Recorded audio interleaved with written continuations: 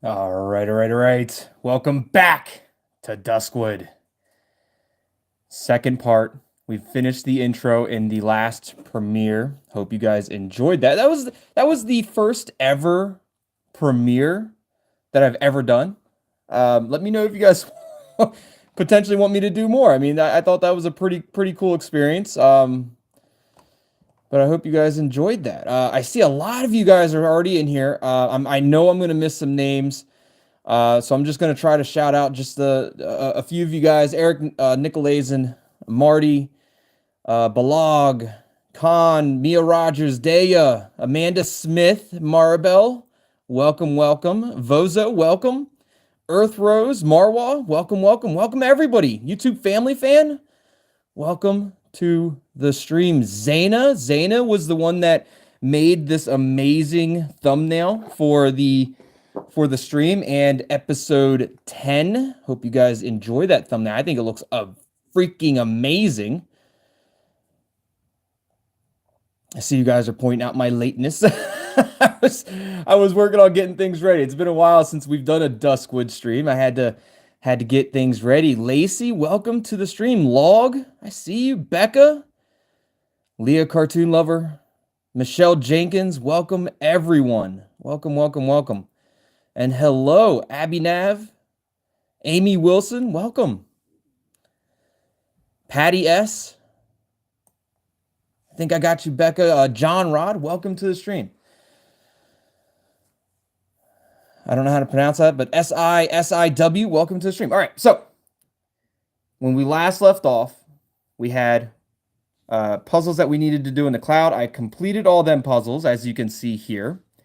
Some of them, I think the second one was kind of difficult, or maybe it was the first one. First or second puzzle was kind of difficult. After that, I got through all of them pretty easily, it seemed. Maybe I was just lucky, or maybe I'm a jam genius. I don't know, but I got through them.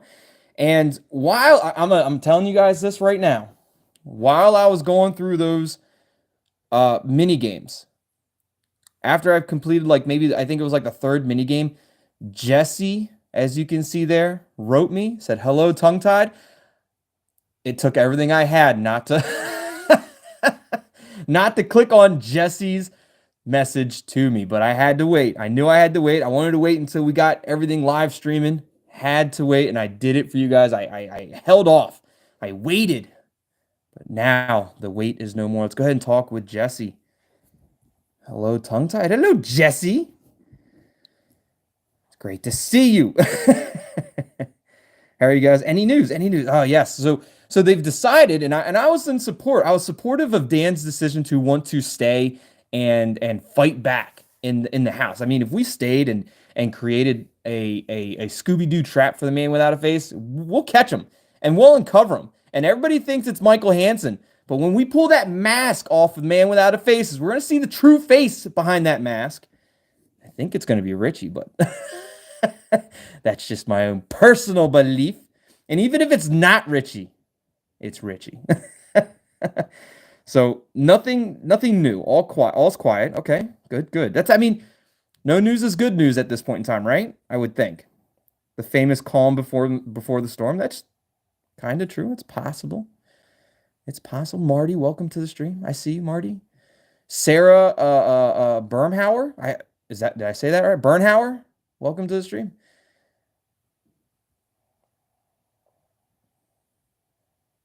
Gamal, welcome. Gamal says they finished, but lips are sealed. Interesting. Okay, I've seen a few people commented that they finished. Now, granted, no one spilled the beans about anything. Nobody had any spoilers or anything like that, which is great. Don't want to see any spoilers, but I have seen a few of you guys have already finished episode 10, which is crazy. You guys finished that so quickly. So it's the famous calm before the storm. I would have to say. Nunya, welcome. Probably end with you and Jake. Nothing. I haven't heard of anything. Baby steps, but we're getting somewhere. Not yet. Nothing noteworthy. Nothing yet. The mini games are much tougher than the man without a face. Interesting.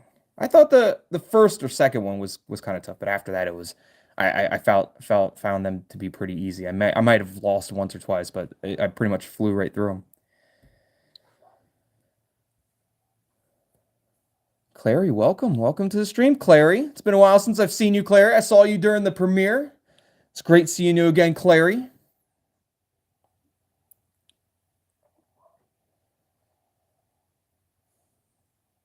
It's weird. We're waiting for a murderer who threatened to kill us. And yet, I'm a lot calmer than I'd have thought I'd be in a situation like this. It's interesting. Very interesting. Like, why would you be calm in a situation like this? You know the killer is out to get you. You know that they're coming for you. But you're calm. And I tell you why you're calm. Because you have a plan now. You have a plan to defeat the man without a face. That's why. Because you're prepared, right? I was just saying that. See that? Me and main character, we seems how I am the main character. We think alike. We think a lot alike. I think everything that's happened had made you stronger. That's true too. Everything that's happened has probably made them stronger, but I think it's just because they're prepared. There's no guesswork right now. I mean, there's still kind of a little bit of guesswork, but you're prepared. You are prepared for the man without a face. It makes a huge difference.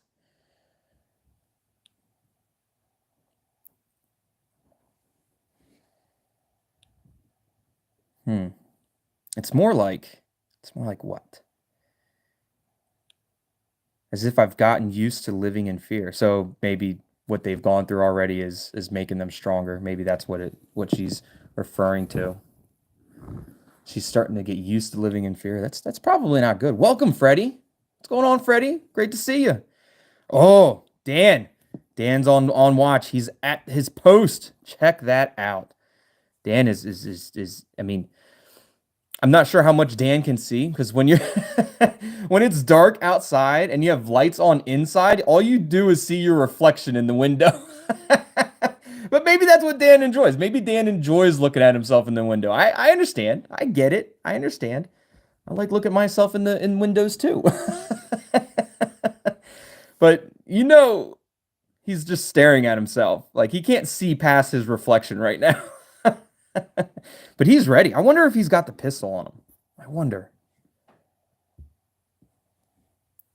Dan stationed us at different spots around the house. He's completely in his element. Oh, he's so ready.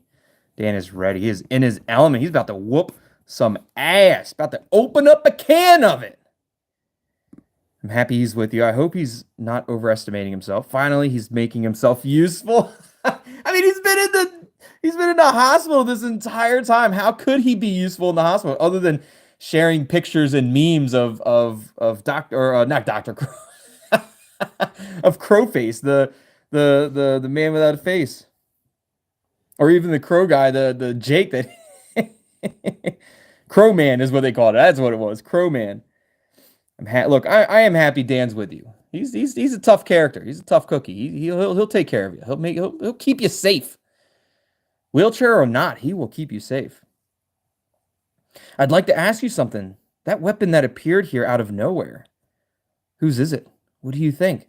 I don't know whose it is. What we don't know.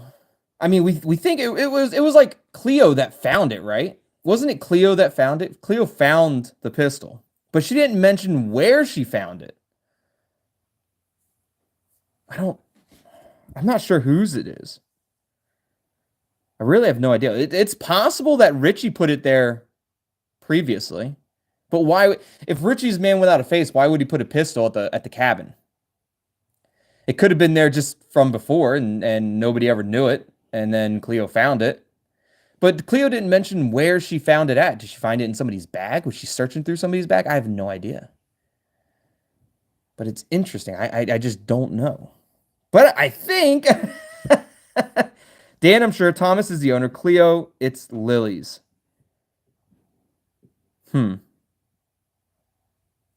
Dan, when the gun was on the table, when that pistol was on the table, Dan did mention like it's definitely real. So Dan knows a little bit about it. Dan, it would make more sense that it was Dan if you think about it. It makes the most sense that it was Dan. He knows a little bit about him. He knew that it was real. I mean, I think he even mentioned that it was loaded. It makes the most sense that it was Dan. And it's not like Dan can get up out of his chair and fight, fisticuffs. Like he needs something else. He's in a wheelchair, so he needs something to help him. So I'm gonna say it's Dan. I don't know for sure, but I'm gonna say it's Dan. But I don't mean that in like a negative way. I don't want them to think that Dan brought it to in a harmful way. I think it was Dan, but I think he truly brought it to defend and help. I really think so. I called it his trump card for Michael. It just fits him the most. He was acting strange when Cleo confronted him. I called it his trump card for Michael. I think it just fits him the most. Personal feelings. I think it just fits Dan the most.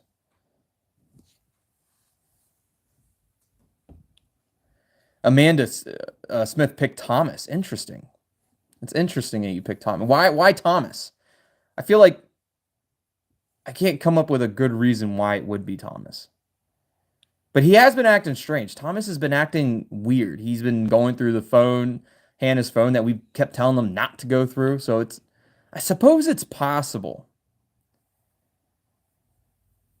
Zayna says our flower boy knows how to handle guns. Springtrap Beauty picked Dan as well. Interesting. Yeah, I think so. Becca says Dan seemed more likely to bring us a gun, as you said, to use it as a weapon to defend the group. So Becca agrees. Becca agrees with me. So, but Jesse doesn't know. Jesse's not sure. It's just so strange. Why would someone secretly bring a weapon with them and then not admit to it? All this speculating won't get us anywhere either.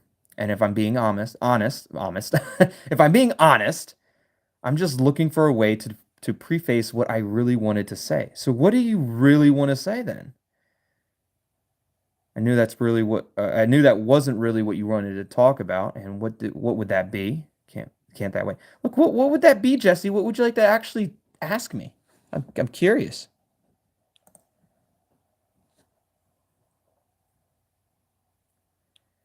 Sometimes things happen in life that we can't influence. True. Even though we wish things would be different and we try avoiding them as good as we can, things just happen. Okay. I guess so. I know. I understand that. I understand things happen in life that we have no control over. I get it. I do understand that. If anything should happen to me tonight or to the others,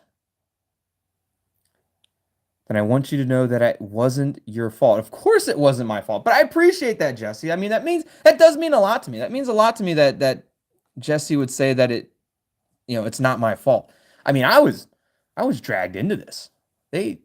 Thomas reached out to me.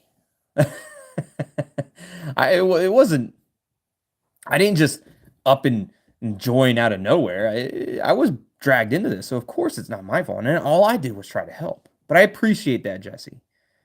I really do. But she's essentially saying that, like, if they all die, it's not my fault, which is kind of kind of upsetting at the same time. But you know what, Jesse, you don't even have to say that. Nothing's going to happen to you. I'm going to make sure of it. Even though I'm not physically there. Even though I'm not physically there, nothing will happen to you. I will make sure of it. I will do everything I can in texting power.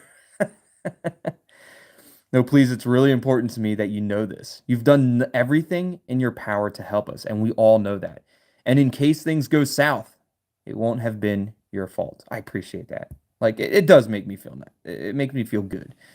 Because Jexy, she makes me feel good.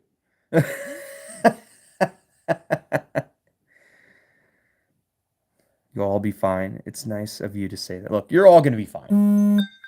You're going to be perfectly fine. We got Thomas, Cleo, Dan, and Lily. We've got the group chat reaching out to us. Let's go ahead and jump into the group chat. Before we jump into the group chat, I just want to send a special thank you to each and every one of you that's followed me along this amazing journey of Duskwood. And now that we're in the final episode 10 of Duskwood, I need to know, what do you guys want me to cover next? What do you want to do next?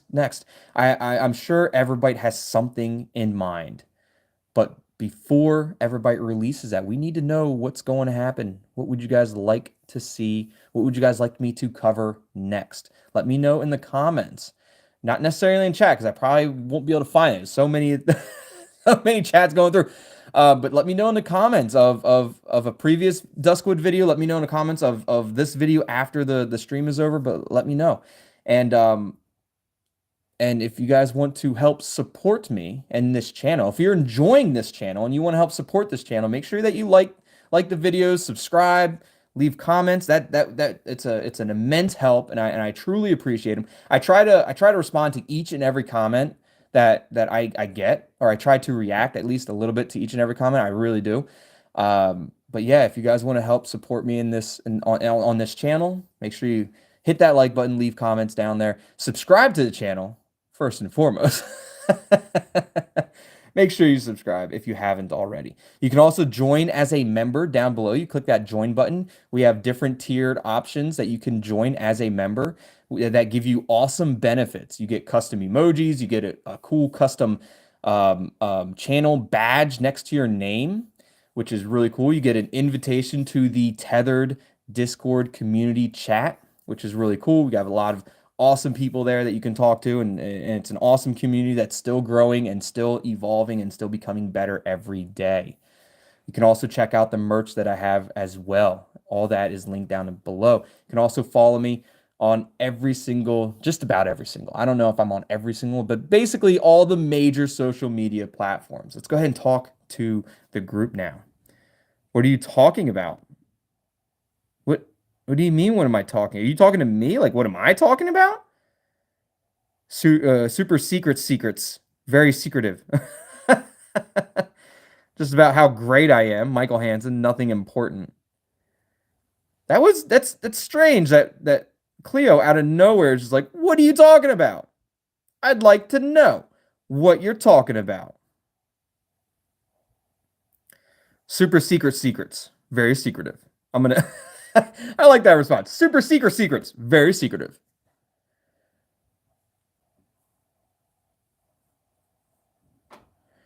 Springtrap Beauty says, tongue tied. I'm not going to lie. When I saw you tweet me back on Twitter, I sort of fangirl. I appreciate that, Springtrap. I do. I do try to reach out to, I try to reach out to all the comments. I really do try to respond as much as I possibly can. And a lot of you know that. A lot of you have seen me reply to you or react to your comments. So never be afraid to reach out to me. I've had a lot of people jump in my DMs. It's cool. Like I feel it. Like I have nothing against it. You want to say hi, like you can say hi. If you have something to say about a game that we're covering, like I love to hear it. I truly do. I don't know how many YouTubers out there actually enjoy their fans reaching out to them, but I really truly do. I enjoy that, and a lot of you already know that. A lot of you have already reached out to me and said something to me, or just chatted with me, and I've chatted back. I try to always reply, and like I said, a lot of you guys know that. So don't be afraid. Don't be afraid to reach out to me. I'm a nice person. At least I think so. I feel like I'm a nice person. You shouldn't be nervous to reach out to Tongue Tied. So I don't really know what to say to Cleo, though, but I kind of want to tell her that it's super secrets. Very secretive. But I also kind of want to tell her it's just about how great I am, because my name does rhyme with awesome. Look, it's about how great I am. That's what we're talking about how amazing Tongue Tied is, about how great I truly am. Becca says, yes, you are. I appreciate that. Jesse knows. Jesse knows how great I am. But how do you know we were even talking, Cleo? You spying on me. You got a little spy app that you saw. I saw you two were online. Oh, so the fact that me and Jesse were the only ones online just has to mean that we're talking to each other. It's actually pretty smart. It's probably very true most of the time. If me and Jesse are online, we are chatting 100%. And I put two and two together. Okay, that's smart. That makes sense. There's something I wanted to ask you too. Never mind. Look, Cleo. There's something I wanted to ask you as well. Valerie, welcome to the stream, Valerie. Great to see you. Clary said super secret secrets. So Clary, when you said super secret secrets, did Cleo give you the same like laughing response? Or did Jesse give you the same laughing response? Did you get the same like dialogue completely after, like immediately after super secret secrets? I would assume you would. So Jesse says, "What's up?" It's about the Pine Glade Festival in Duskwood. Yes, I've been meaning to talk about the Pine Glade Festival. I just keep forgetting. But there's something very interesting about the Pine Glade Festival. And we'll cover that hopefully probably here soon, seeing as how we're talking about it. Hannah visited the Pine Glade Festival website not too long ago. Tomorrow, well, it was also, it might not have necessarily been Hannah, though. It could have just been Hannah's phone and whoever was using Hannah's phone. That's very possible, too.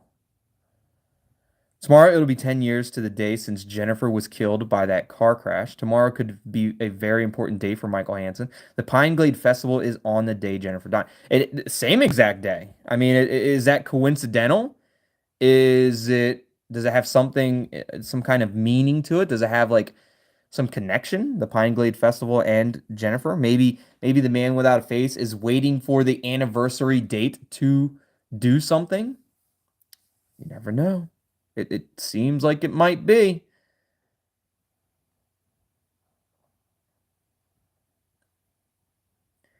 Maybe you went to the festival together with Hannah. Did you see Hannah there 10 years ago?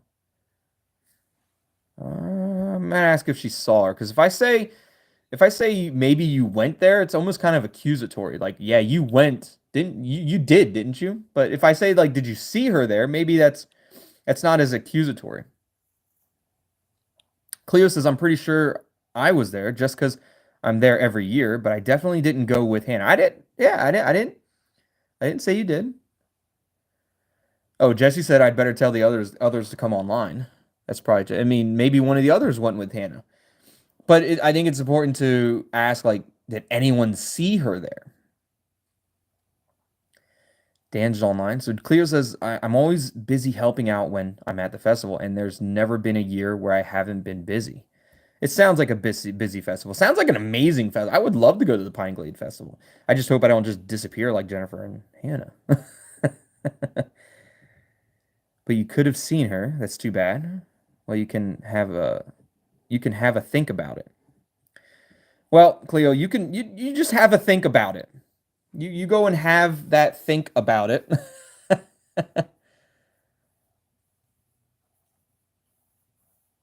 Jen died in a hit and run 10 years ago, and this is her anniversary of her death. That's correct, Maribel.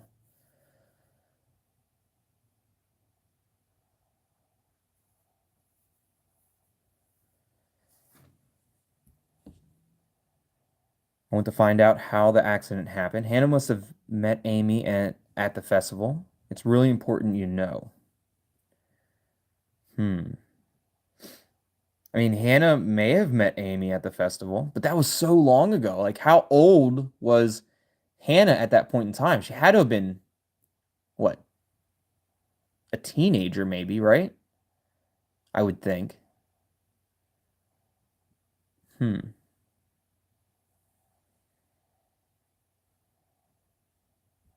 It's possible Hannah met Amy at the festival. Hacker boy doing his hacker things. She was probably like 16 or 17, Clary. That's what I was thinking. She had to have been somewhere in her teens, right? Marty says 16 or 17 as well.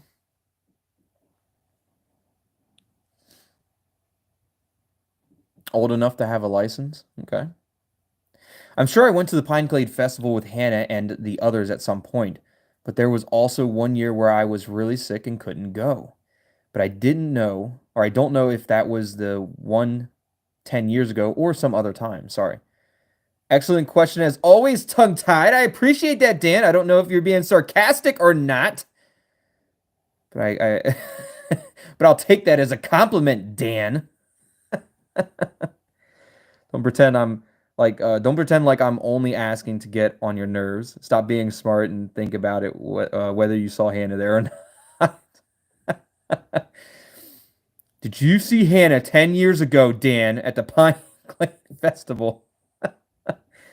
Now that I'm thinking about it, it's kind of a silly question. Like 10 years ago at a Pine Glade Festival. Like you go to this festival every single year, but how would you know if it's exactly 10 years ago if you actually saw Hannah or not? I get it now. But look, don't be smart, Dan. Just think about it. Let me know. Think about if you've been with her or not at the Pine Glade 10 years ago. Exactly 10 years ago. Like I can remember what happened 10 years ago. I can't even remember what happened 10 days ago. You were in a car accident, probably. Or I don't know. I don't know the time frame that that we've been going in this game. I don't know how long ago Dan was in the car accident or not, to be honest. I'm not entirely sure. Finn with the donation. I appreciate that, Finn. With the is that €2, I think? I appreciate it. Loving your streams. Keep it up. I appreciate that, Finn. Thank you very much for that. Thank you very much for the super chat. Appreciate that. So Lily remembers, of all people, Lily remembers what happened. Excellent. Let me tell me exactly what happened, Lily. Dan, you went there with me. What? Me? Yes. Don't you remember, Dan? Don't you remember that you went there with Lily? You got me some cotton candy and even let me ride the carousel twice. Yo, sounds like me. Dan, the ladies' man. You even won a prize for me at the shooting range. At the shooting range, you say. So Dan knows how to fire a weapon. You won a prize at the shooting range. He knows how to do it. Dan and Lily going on little dates to the Pine Glade Festival, winning prizes, eating cotton candy, going on the carousel rides, not once, but twice. Clary with the heart eyes for Dan. Look, I dig Dan. Like I like Dan. If I was a girl, Dan probably be my man. But I'm not. So Jesse's my woman. It's amazing that you remember that. Okay, and do you remember anything that might help me? It's amazing. You know, I understand why Lily remembers that because I think Lily has the hots for Dan. Has to be, right? Has to have the hots for Dan. Like, why? How could you remember something you did 10 years ago with a certain person unless you really, really like that person? I don't remember where I was 10 years ago. I remember some things. But dang. Lily must really like Dan to remember something like that. It's amazing that you remember that. Haha. Okay, do you remember anything that might help? I hope that doesn't sound like rude. I'm trying to remember everything that happened on that day. Don't you remember, Dan? Yeah, Dan. Dig yourself a hole here, Dan. Don't you remember anything that you guys did that day? Don't you remember, Dan? The prize was a small teddy bear. His nose glowed red when you poked his belly. What the fuck? Yeah. Wait, yeah, I remember. Dan would probably know if the teddy bear came with flowers.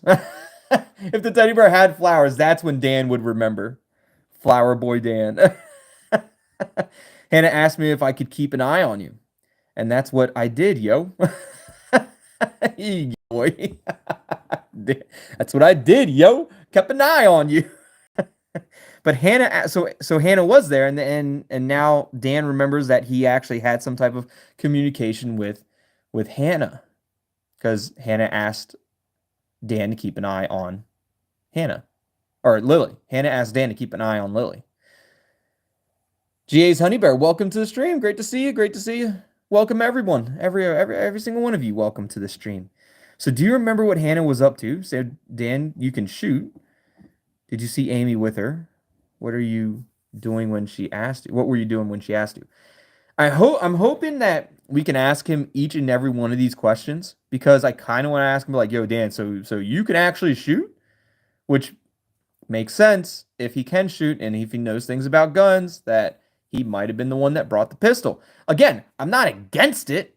I mean, he probably, if Dan was the one that brought the pistol, I'm sure he's using it for the right reasons. He's using it to protect them. He's using it to defend against this thing or this person, whoever this entity man without a face is, Richie. He's using it to defend. He's using it to protect. He's not using it for malicious means. So I get it. I understand.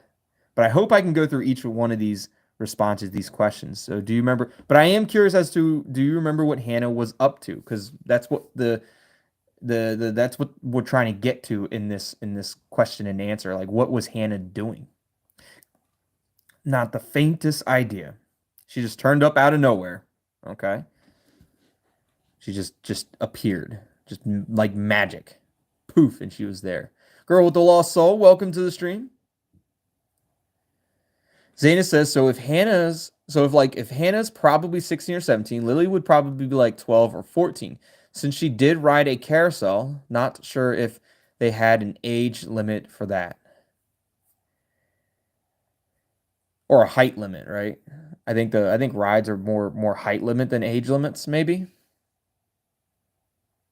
I don't know. So it's good that we know that we can ask them all these questions. So Dan, you can shoot. You know how to use those. What kind of question is that? Are you interrogating me? Not see. This is why I didn't want you to think that I was because I wasn't. Why so irritable, Dan? Cleo's the one interrogating you. I was just asking a simple question.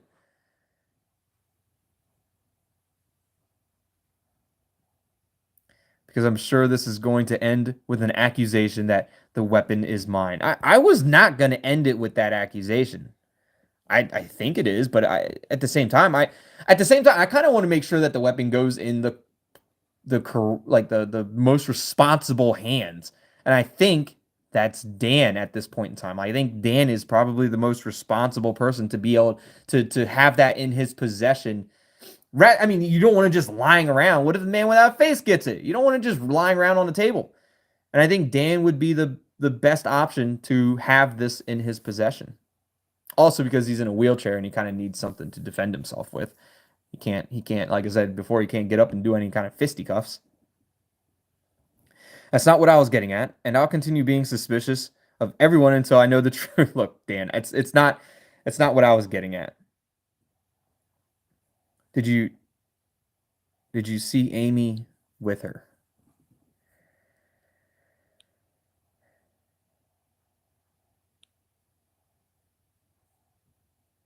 Nah.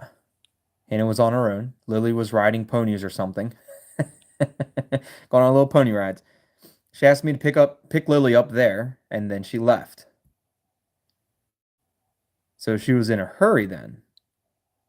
Did she seem like she was in a hurry? I guess. So what were you doing when she asked you? Like what were you getting cotton candy? Eating a hot dog. Okay. You remember eating a hot dog when she asked you, but you don't remember anything. Like I don't know. Eating a hot dog. I don't know. Hannah said she was gonna be back for the fireworks, so I went to Blackwater Lake with Lily, but she never came. She never reappeared. She never came back because she caused the accident. Is it because Hannah caused the accident? I mean, that was the theory that we've had for a very long time that Hannah potentially caused the accident of Amy. Like, and if Hannah was in a hurry, maybe she ran into Amy. I mean, we've thought about this theory for a long time. We've thought about the theory that Hannah caused the accident or was a part of the accident in some way. That's the reason why she's being kidnapped by the man without a face. The timeline adds up. Yeah.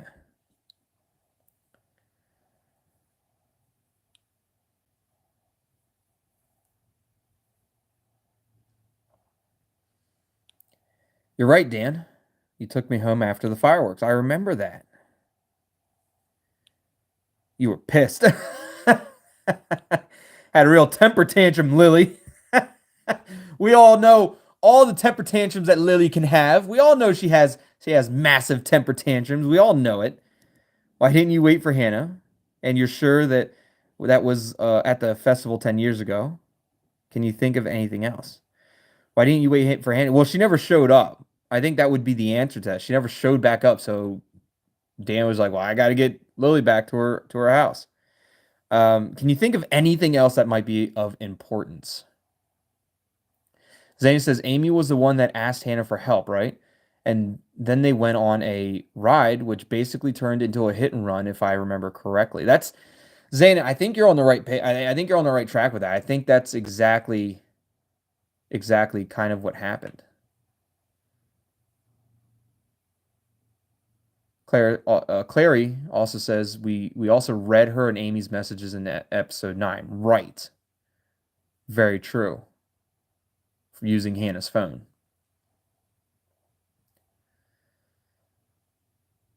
Dan can't remember anything else, and neither can Lily. Why didn't you wait for Hannah? And you're sure that this was 10 years. So why didn't you wait for Hannah? Or look for her?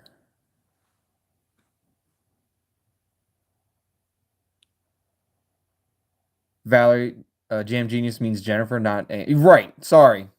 Yes, I mean Jennifer, the one that got hit. Sorry, that was probably super confusing. In my head, I kept thinking Jennifer, but out of my mouth, I kept saying Amy. My bad.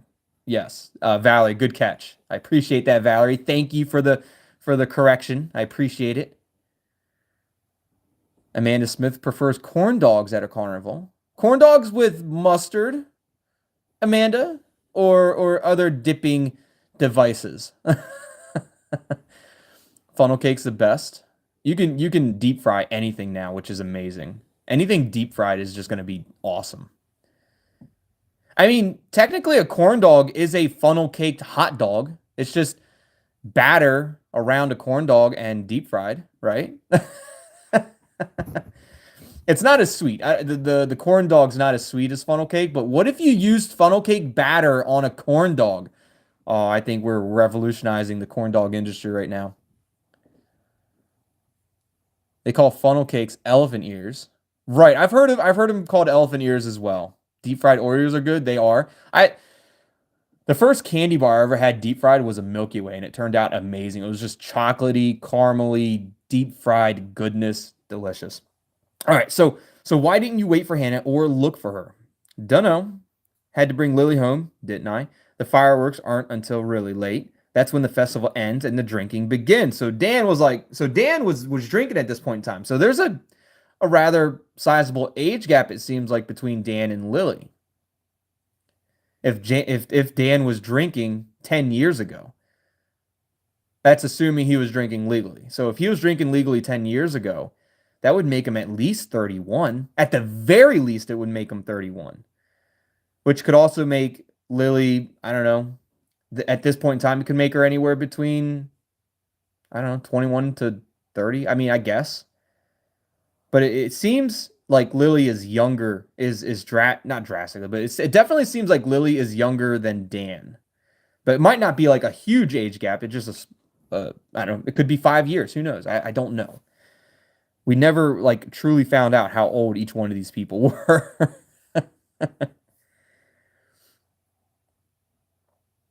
But Dan needed to get Lily home because the fireworks is when the festival ends and the drinking begins. That's no time for a little girl to be up and about. So it definitely seems like there's a rather sizable age gap between Dan and Lily. So you took her home. Right. I'm guessing the answer is yes. Yeah, that's what I said. Right. Sorry, Dan. I didn't mean that to be like accusatory. Dan has always been very vigilant, and when it comes to Lily, now we know why. He just feels like he needs to protect her. There's nothing wrong with that. That's just how I am, says Dan. Yeah, there's nothing wrong with that. He's just making sure Lily is safe. There's nothing wrong with that. And it does seem like Lily has. It definitely seems like there's an age gap there. I don't know how big of an age gap. I mean, Lily could have been 17 and Dan could have been 21, like 4 years. And for him to, I mean, you could even say like a little girl, even though they're 17, you could still say call them a little girl just because they can't do things that you could do. I don't know. And you sure that was at the festival 10 years ago? Okay, that's all. Look, I might as well ask the final question. Lily is the younger sister, right? It's probably the beard, Big Brother Dan. The beard makes Dan look older, maybe. Lily remembers not being allowed to walk to school on her own for weeks afterwards. That must have had something to do with the Jennifer incident. That fits, or because Dan took you home and not Hannah. No, I don't think it has anything to do with Dan, but it does fit. I remember not being allowed to walk to school on my own for weeks afterwards because Jennifer was hit by a car. So they don't want you walking on the street, potentially getting run down, Lily. So that fits. Look, it fits. It makes sense. That's all I wanted to know. It makes sense.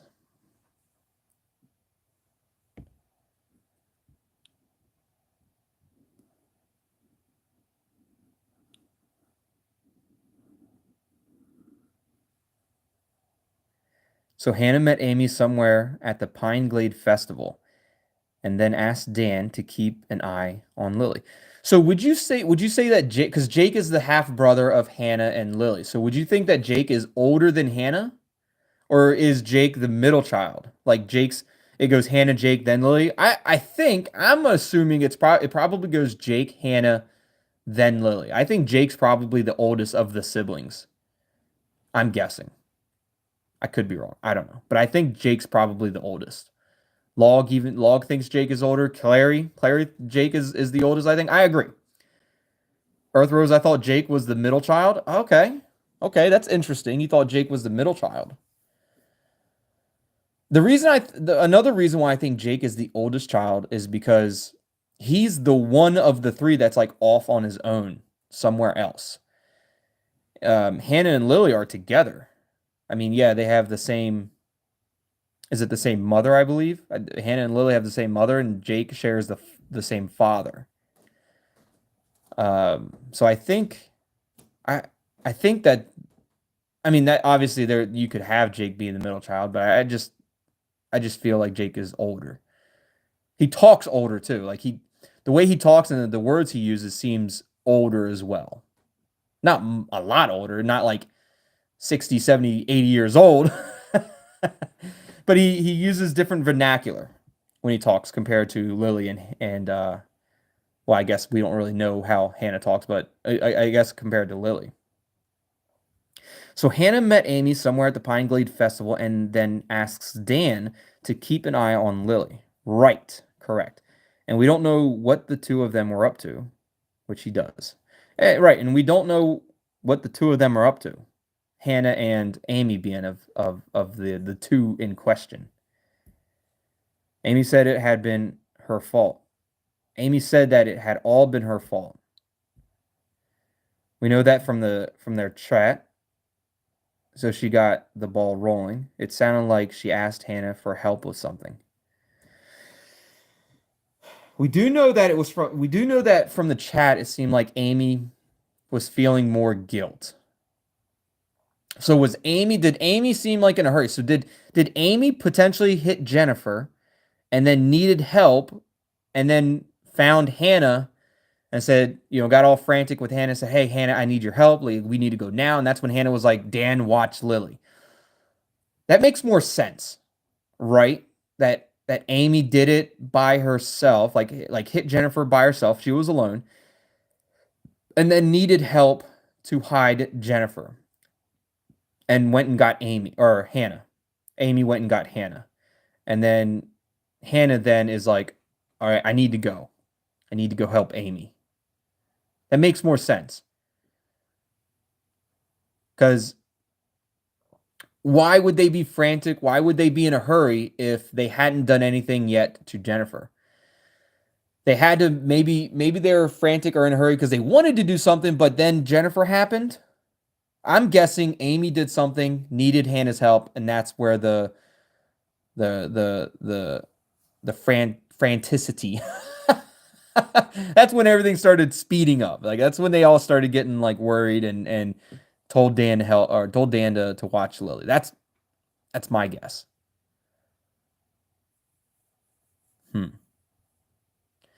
Claire says, no, tongue tie. Because remember, when we read the text, Amy tells Hannah, you were only driving because of me.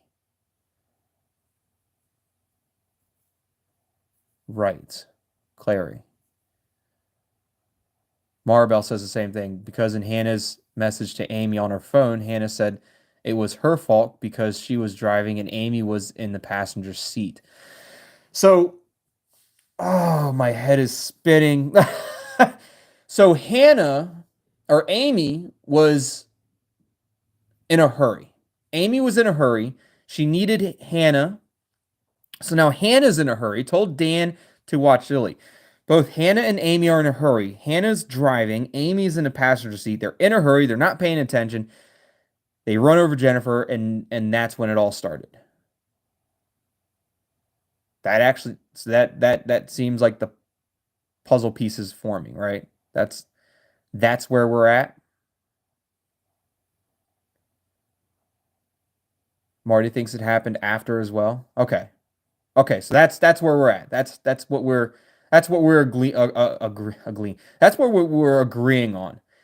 Amy was in a hurry, got Hannah. Hannah got Hannah to drive Amy. They're both in a hurry now. Wasn't paying attention. We're assuming they weren't paying attention. Ran down Jennifer, probably on accident, but then tried to hide the body and then run away. So hit and run.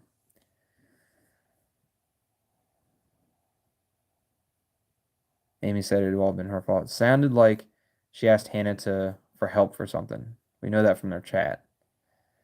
She got the ball rolling. So Amy got the ball rolling then. So maybe that's what it was. Amy got the ball rolling. That's what we're going to go with. That's what it seems like. After talking with you amazing people in chat. Keeping me on the straight and narrow. Hannah assumed she'd be back for the fireworks. Right, she did, and she wasn't because she ran over somebody. Which she wasn't because of the accident. In other words, which she wasn't because she ran over Jennifer. Which started back at Blackwater Lake at 10 p.m., which probably put Hannah under some time pressure. But she wasn't back because of the accident. She probably wanted to be back for the fireworks, and maybe that's why they were in a hurry. Maybe that was another reason why they were in a hurry. Thomas, do you have any information? Do you have anything to say, Thomas? Like, can you help us in any way? Was Thomas even dating Hannah 10 years ago? I don't know. I have no idea. I don't know how. I didn't even know Hannah 10 years ago. Okay, so they didn't even know each other or anyone from this group. So Thomas didn't even know anybody 10 years ago. I didn't know that. I thought maybe just Thomas and his group was just always together.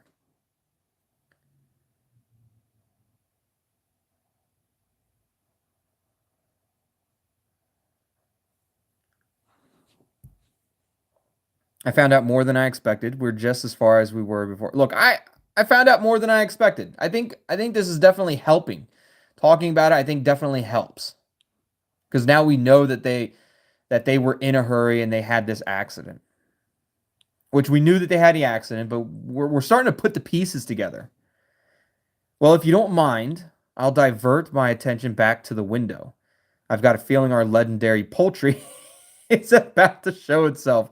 Legendary poultry. Okay, then. When are you going to run out of names for him? When are you going to run out? Never. I hope he doesn't. I hope he never does. Thanks for your help. Take care of yourselves. Look, thanks for your help. Take care of yourselves.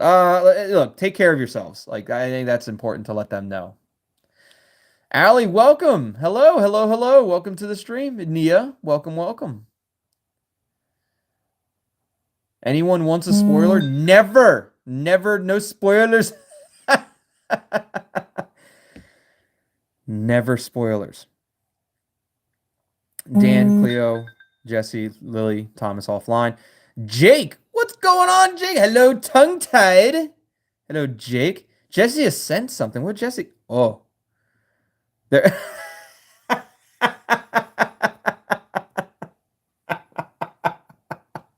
I can't. Lily's looking back.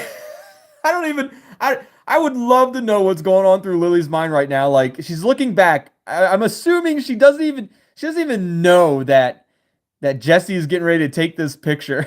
She's just looking back like, what's going on? And then all of a sudden, picture, your face. But they're hiding behind a wall, trying to look out the window. Again, you have the lights on. All you're gonna do is see a reflection of inside the house. You got to turn all the lights off. That way you can see outside. And if you have the lights on inside, anyone on the outside can see inside. Got to be smarter than that. Got to be smarter. I wish I could tell them to turn the jam lights off. Hello, tongue-tied. Hello, Jake. Is everything all right with the others? Yes? Question mark. They're valiant as ever. Everything's as good as the situation allows. No man without a face in sight. Not yet. But they seem to be okay. They're as good as it can be right now. Clary. Even Clary says that they have the lights on and nothing covering the windows. Man without a face can see everything. Exactly. They can see everything that's going on inside the house. You need to turn the lights off. You need to be able to see outside. All you're doing is looking at your own reflection. I guarantee it. They're valiant as ever.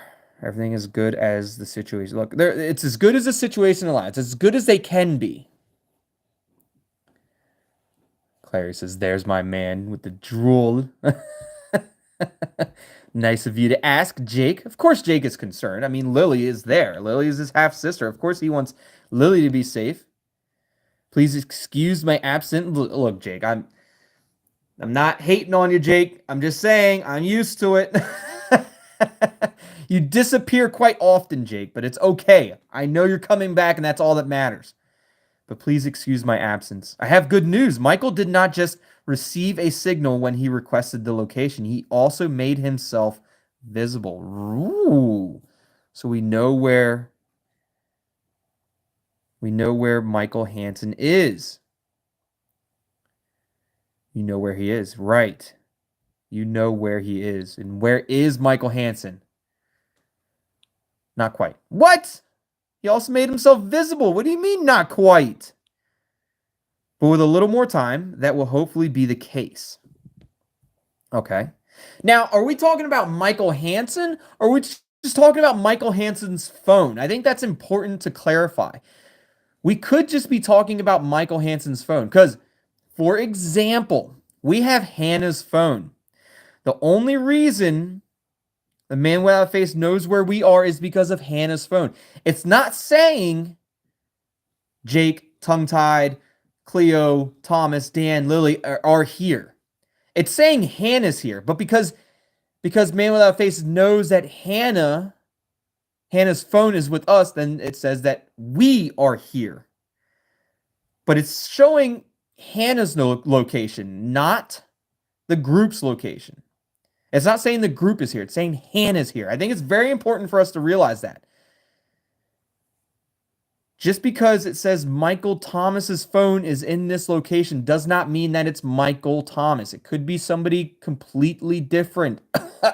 Richie. It could be somebody completely different. It doesn't have to necessarily be Michael Hansen. If that was the case, then Hannah would be in this log cabin. It could just be Michael Hansen's phone. So with a little bit more time, we would know where the man without a face is. Not necessarily Michael Hansen, but we would know where Michael Hansen's phone is. That would be amazing. How long do you think it's going to take? It's actually some good news for a change. Look, that would be amazing. It would actually be great. Jesse. Oh, I love it when Jesse calls me. What's up, Jesse?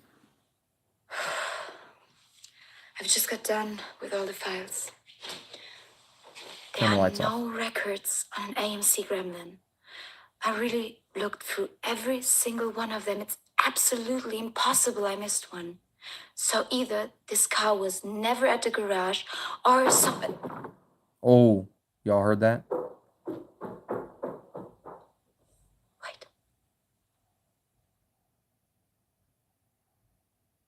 Either somebody came in or Dan fell out of his wheelchair and down the steps. Jesse says, "What was that?" Yeah. either man without a face just showed up or Dan fell out of his wheelchair. Something just happened. But what the hell was that? Dan is online. Sorry. Oh, he did. I bet he fell out of his wheelchair. That was me. No way did he fall out of his wheelchair. Did something happen? I knocked something over. Okay. I thought for sure Dan went tumbling out of the wheelchair. But no, he just knocked something over. Clumsy. What was it? The living room door. Yeah, we heard. We thought it was Michael. What was it? Did you knock over the living room door, Dan? No, just some what? Stupid clothes stand. Okay, so like a clothes hook or something or whatever they call them. A coat hanger or whatever. Not coat hanger, but a coat rack. Coat rack is what it is. Maybe you knocked over a coat rack, a clothes rack. You scared us. I wasn't scared. The hell are you talking about? Clothes stand, wheelchair, and all that. So he hit it with the wheelchair and it knocked it down. Okay, I get it. So going back to what Jessie was saying in the video, she went through all of the documents from Richie's garage or Roger's garage.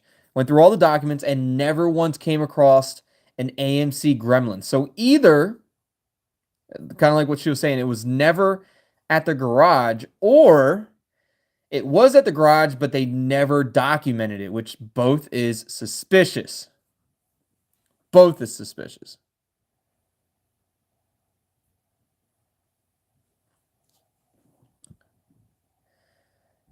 All right. Thomas. Dan. What are they talking about? Spine in. No, dude. There was nobody there. I just knocked something over. Thomas, didn't you just look at the group chat? We already talked about it. Forget it. What's up? The conversation is weird, right? I want you to give me that weapon? No. You want fries with that, sir? Come on, I'm serious. I don't think Thomas deserves whipped cream to go on top. I don't think Thomas should have it. I really don't. If things get serious, you know it'd be better off in my hands. Sure. Yeah. Yeah, sure. Do you even know how to use it, Thomas? You can't even move from one floor to the other in that wheelchair. Okay, that's true. But still. Unlike you, I've used one of these before. So Dan has experience. Wait. I see what's going on here. It's your gun. Oh, is it Thomas's gun? No, it's not. Be sure. Yes, it is. I saw the way you were looking at it earlier. Dan, it's not mine. But you brought it. It might not be yours, but you brought it. Why didn't you just say it was yours? Because it isn't. Right, but he brought it. It's somebody else's, but he brought it. He's like, it's my dad's, but I brought it. That's the same thing, Thomas. We all know what was being meant by whose gun is this. It meant who brought it. I think the weapon belongs to Hannah's dad. Excuse me? Yes. Why Hannah's dad? He keeps it hidden in the attic. In the cabin? Attic in a cabin? He promised Hannah's mom to get rid of it when Hannah was born, but he didn't. So how did it end up here, though? Unless this is Hannah's cabin. Or belongs to Hannah's parents or something? And you're sure that this is the same one? Yes, pretty sure. That's why I was looking at it. So how did it get here?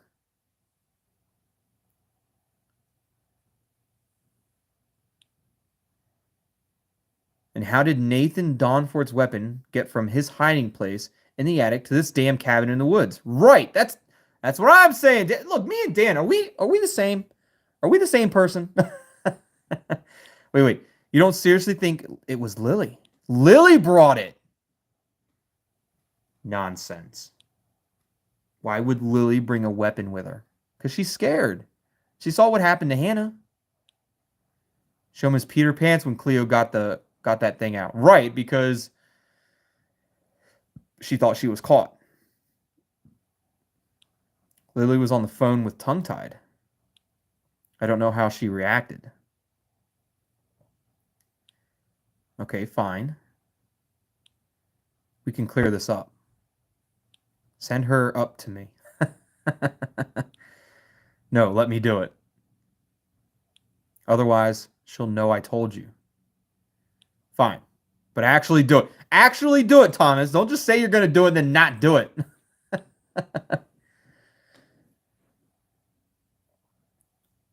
And until then, this baby is staying with me. I think it's better. Look, Thomas makes a good point that Dan is limited to his mobility, right? He's limited to one floor. He can't go up and down stairs, not in the wheelchair. So I get it. I understand Thomas's point. But regardless of that, the weapon is safer in Dan's possession. You don't want it to be in somebody's possession that is irresponsible with it. It's got to be in a responsible person's hands. And if Thomas doesn't know how to use it, he has no experience with it, it's more dangerous in Thomas's hands being able to travel between floors than it is in Dan's hands being on one floor and then everybody else just being near Dan. Like he's going to come after you. Make sure he comes after the group. Make sure he's not come after, make sure main one of the face isn't just picking one of you off at a time. Make sure he comes after you as a group. And if you're in a group and Dan is there with the responsible hand on the weapon, that would be better than giving it to Thomas, who could make it more dangerous. So Dan is reaching out to me. Hey, I wanted to thank you. For what? For letting Michael know your location? Because because I was on your side. But for what? For what, Dan? For taking my side earlier. You know what, Dan? We have the same mindset. We have the same thought process when it comes to this. You calm the others down. You get brownie points for that. I appreciate that, Dan. I love brownies. No need to thank me. I didn't do it for you. Look, you're welcome. You're welcome, Dan. Look, me and Dan, we have the same thought process when it comes to this. I'd like to tell you a story. I would love to hear a story, Dan. I've got time. I've got time for a story.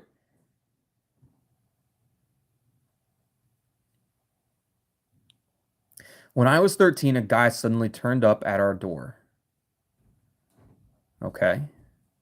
Just some random guy suddenly turned up at the door. He was holding his hat in both of his hands and was trying to smile, asking me if my mom was home. He had a big white scar on his left hand. He didn't introduce himself, but he didn't have to. You knew who it was. He wasn't a wanted criminal. He was a wanted criminal? He had a scar on his right hand? Who was he? Well,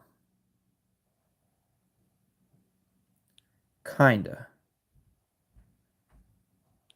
I knew who he was straight away. And I knew where he got that huge scar on his left hand, right? The idiot got wasted and then slipped with a bottle of beer in his hand. Okay, so he got wasted, he slipped, he had a bottle of beer in his hand, he fell, cut his hand. He was aiming the bottle at my mom's head, but I guess she was faster than the drunk douche. So he was trying to hit Dan's mom with the bottle, but Dan's mom, cat-like reflexes, dodged it. Homeboy fell down, cut his hand open.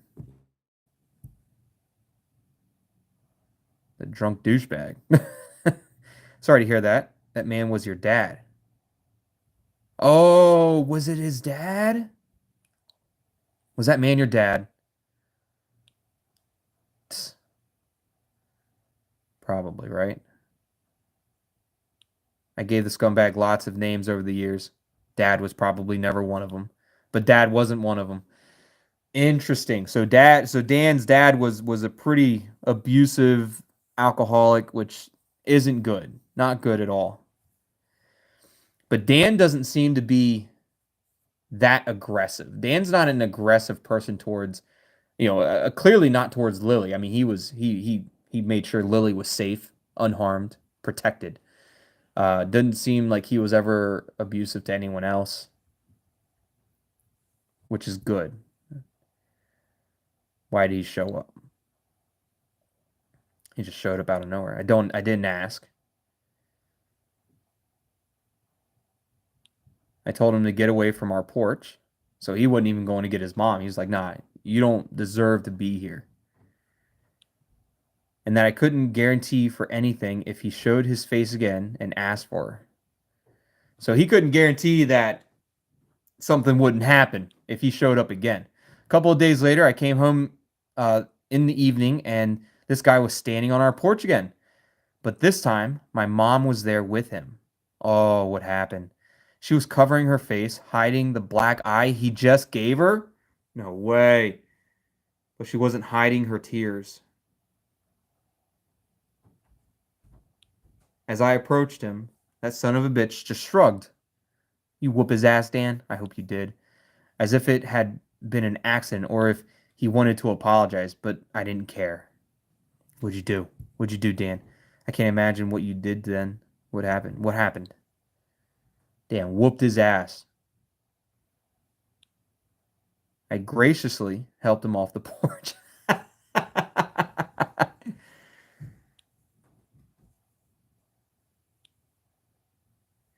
Dan said, I'm about to kick some ass and chew some bubble gum, and I'm all out of bubble gum.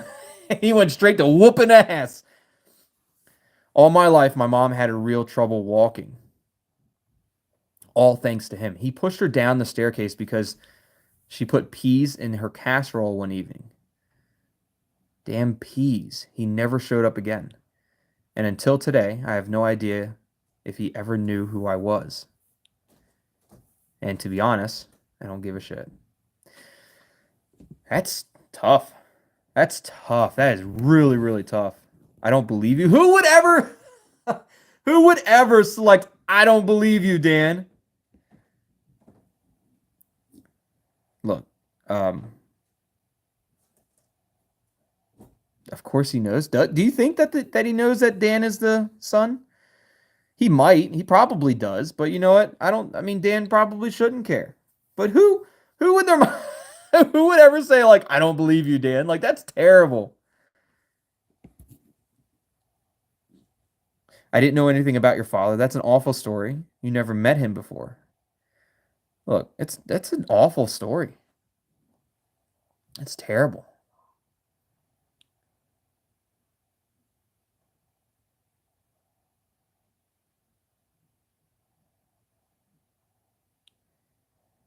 To make a long story short, I know what it's like when you open the door and you're suddenly faced with a monster. And I know exactly how to deal with that monster.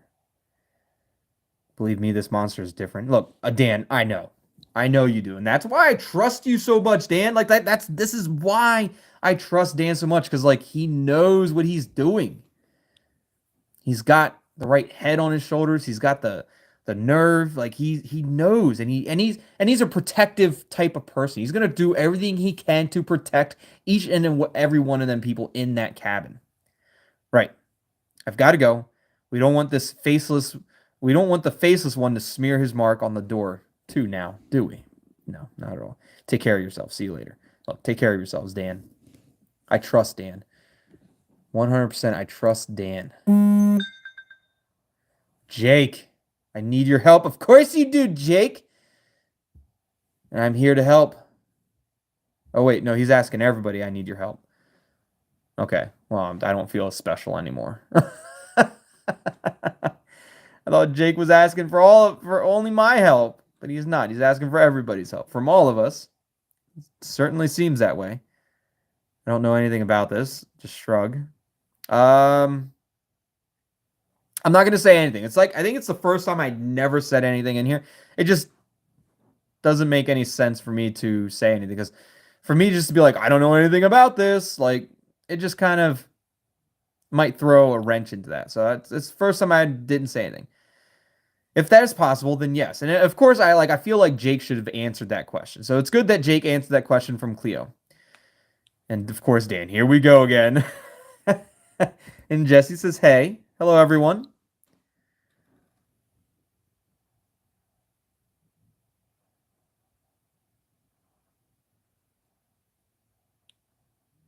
Zayna says, too bad our protector is wheelchair bound, but though still, can Dan really not walk yet, or is he pretending? That's a good question, Zayna. It would be interesting if the man without a face showed up and Dan stood right up and charged him. That would be interesting, but I don't know why Dan would pretend to be in a wheelchair. Like, why would he pretend in front of everyone to be in a wheelchair? I don't know. I don't know if it's real or not. So as you all know, Michael Hansen activated location sharing via GPS on Hannah's phone. However, that way he unknowingly revealed a significant weakness to me. A few minutes ago, I was able to establish a connection with his phone. Again, very important to remember. It's his phone, Michael Hansen's phone. It can very well be in the possession of somebody that is not named Michael Hansen, by somebody that is named something that starts with an R and ends with an E. Like, well, obviously it ends in a Y, but it sounds like E. And what does that mean in normal words? That it is now possible for us to access Michael Hansen's microphone as we wish. So Dan's like, no way. That's great news. Excellent. Vengeance. It's excellent news. It is truly, truly, really good news.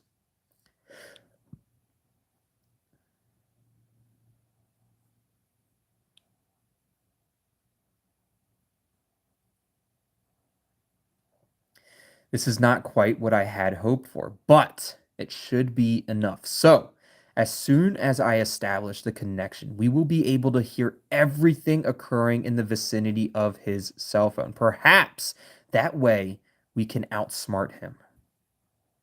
Sounds exciting. Can you access his camera? Oh, can you access his camera too? Can we see his faceless man without a face? I assume so, but it would take me quite a long time. I've got all the time in the world, Jake. The microphone is fine too. We just need to try a bit harder.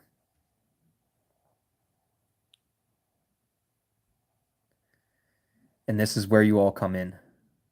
Listen for any and every sound, both striking and inconspicuous. Anything could be important. Cleo says, okay. Dan's like, I'm on it.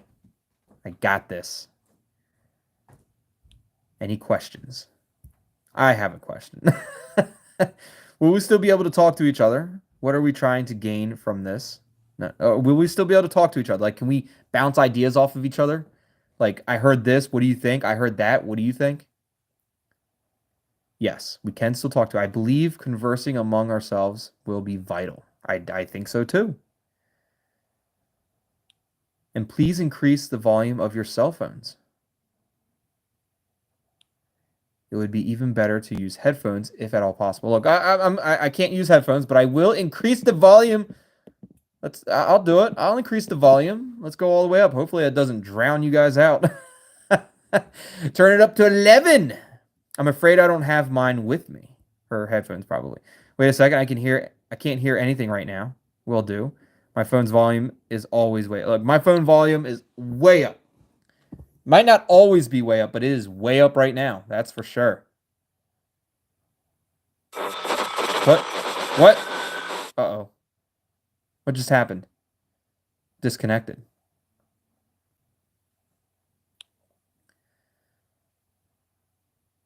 Do not be alarmed. What the hell? Oh, I was...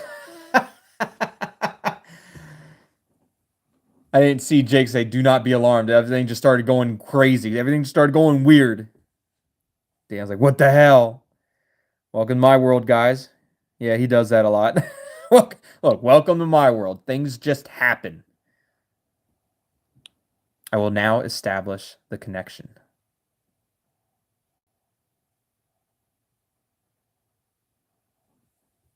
I'm ready. Wait a second. I'm ready. Yeah.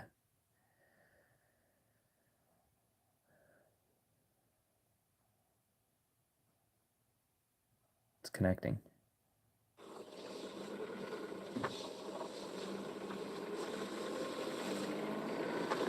He's in a car. Driving.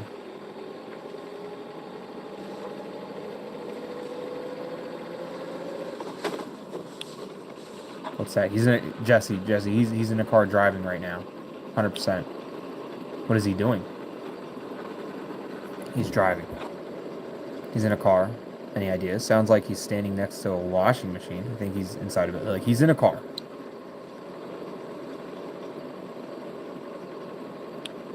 Yeah. 100%.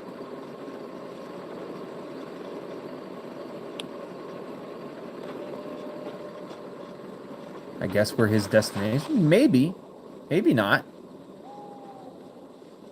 That was an owl or something in the background. Some kind of bird.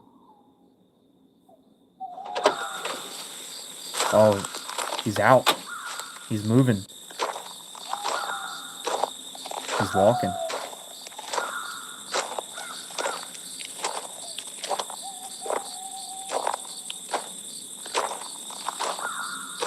No traffic, no people. He's walking right now.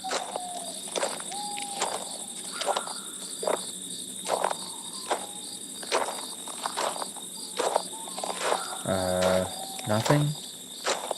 Doesn't exactly help us. Yeah, there's nothing. Nothing. Other than animals and walking.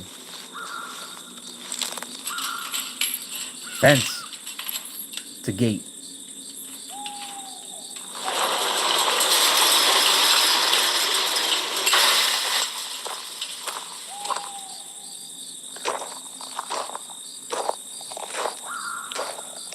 What was that? It was a gate. Railway across an iron chain. Couldn't run. It was an iron chain. It was a gate. A chain holding a gate closed. Possible.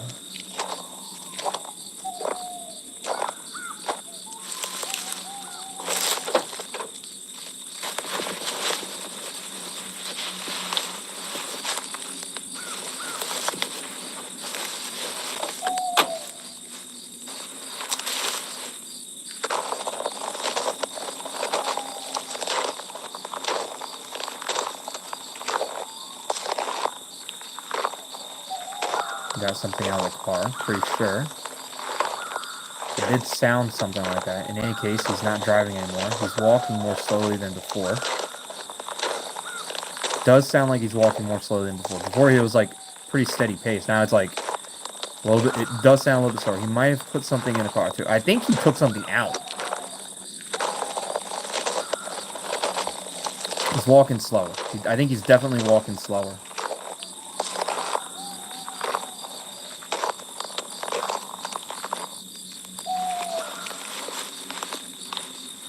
Dan finally chimed in. He's in the forest, safe bet. Yeah, I think he's somewhere in the wilderness. It would make sense at least. I think so too.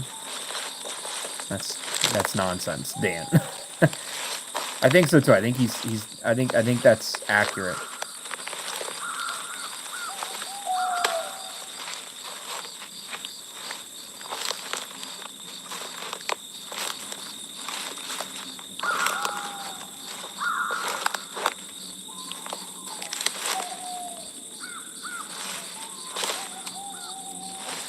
This is so creepy. I'm too scared to even breathe because I'm afraid he might hear me.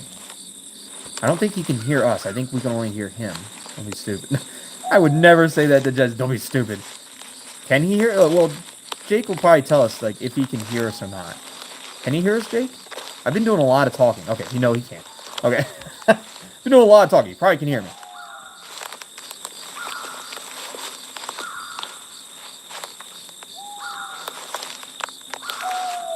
So, if I was the killer, says Dan, sneaking through the forest in the dead of night, what would I be doing there? Drinking alcohol, probably, Dan, because that would be what you would be doing on a daily basis. Nothing good, that's safe to say. You'd probably be hiding. You'd be burying a corpse. Maybe. That's possible, like, but... I mean, I think that's what Dan's alluding at. I think Dan is alluding at he could potentially be burying a corpse right now. But we haven't heard any type of shovel hitting ground. We haven't heard any type of digging noise yet. But he is carrying something, dragging something, or not dragging, but he's carrying something because he's walking slower.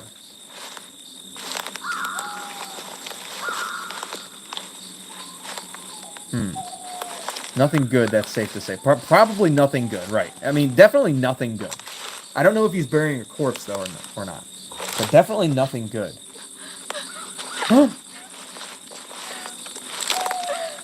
I heard her. You can hear her. You can hear Hannah. Or at least what we think is Hannah.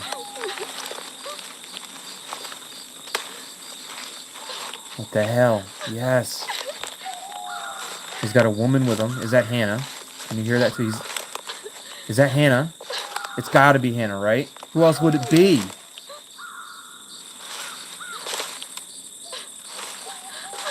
Thomas thinks it's Hannah.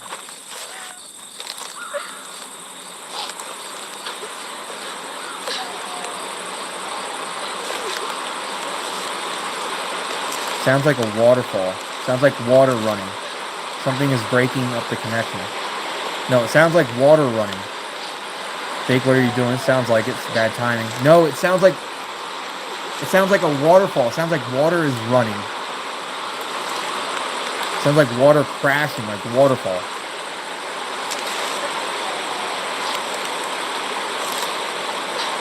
I don't want to ask Jake what you're doing because that sounds like he's doing something, but I don't. Well, it sounds like the connection's breaking, but I think it's water hitting. Do something, hacker man. I can try filtering out the noise. Hurry up.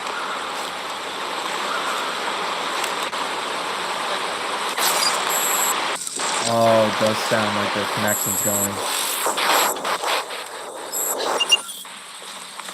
Okay, he filtered it out. That's good. Good job, Jake. Damn genius. That's better. The noise is gone. Great work. Good job. It worked. That was great. April, welcome to the streams. Great to have you here. Welcome, welcome. Great to see you again.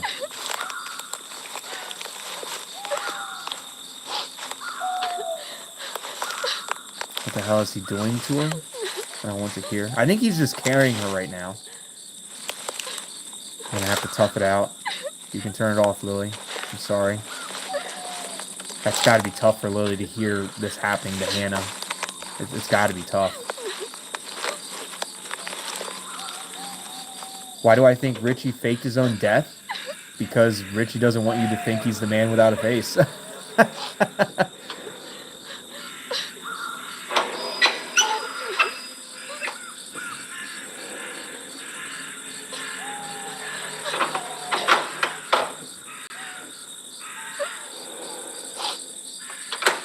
That wasn't me that sniffled.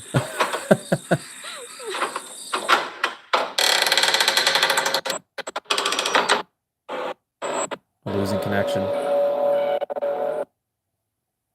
We lost it. We lost connection. Dang. He went into a building. It sounded like he went into a building. I got kicked out. Yeah, me too. It sounded like he went into a building, and when he went into that building, it seems like we lost connection. So maybe a big metal building of some sort.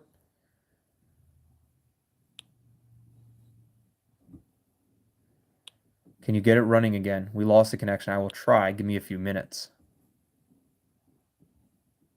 Jake is offline. That's the first time we've heard anything from Hannah. I guess we're going to have to wait. I guess so. I hope he'll manage. I'll stay on my phone. Please use this break. Look, I'll be on my phone. I'll be right next to my phone the entire time. If you guys need me, you can reach out. You just have to just text me. If you need me, I'll be here. I'm on my phone. I'm afraid I am unable to reestablish the connection. That's not good.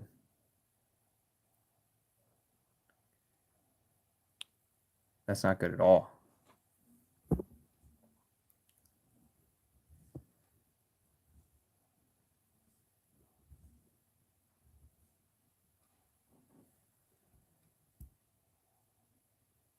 Did Michael notice we were there?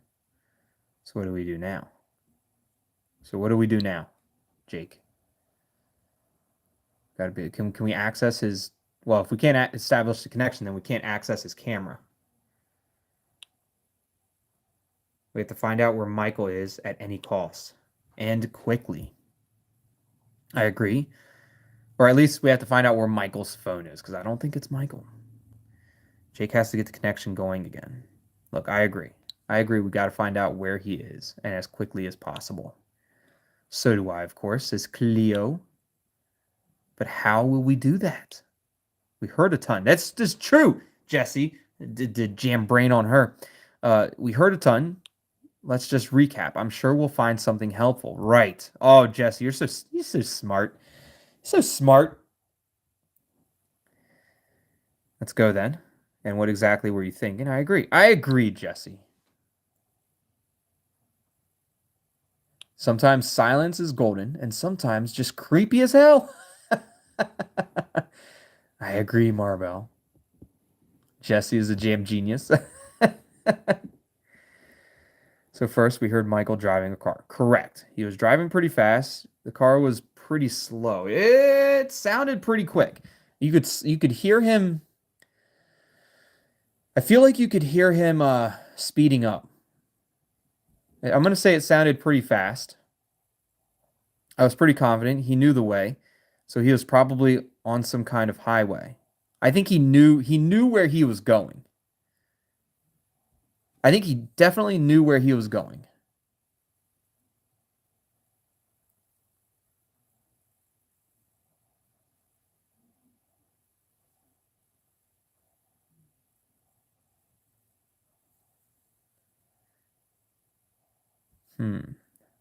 Probably outside of Duskwood. Hannah was already with him.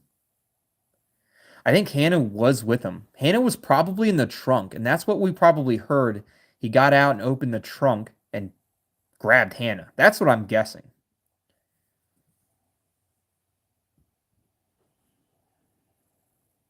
I think Hannah was already with him. It makes sense that Hannah was with him. It makes sense that he didn't just go pick her up, right? Like he didn't go somewhere and find her and pick her. Maybe he did. I feel like, is there a way for me to listen to that again? I don't know if there's a way for me to listen to the whole thing again.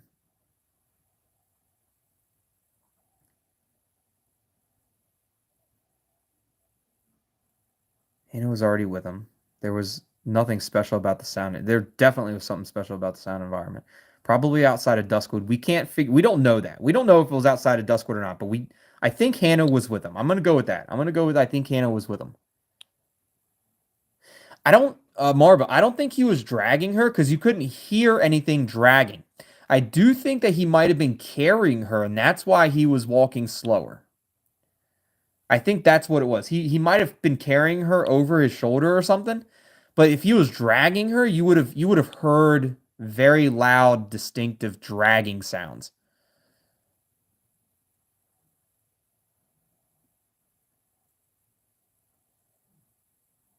Clary, I agree, Clary. It sounds like he was dragging her.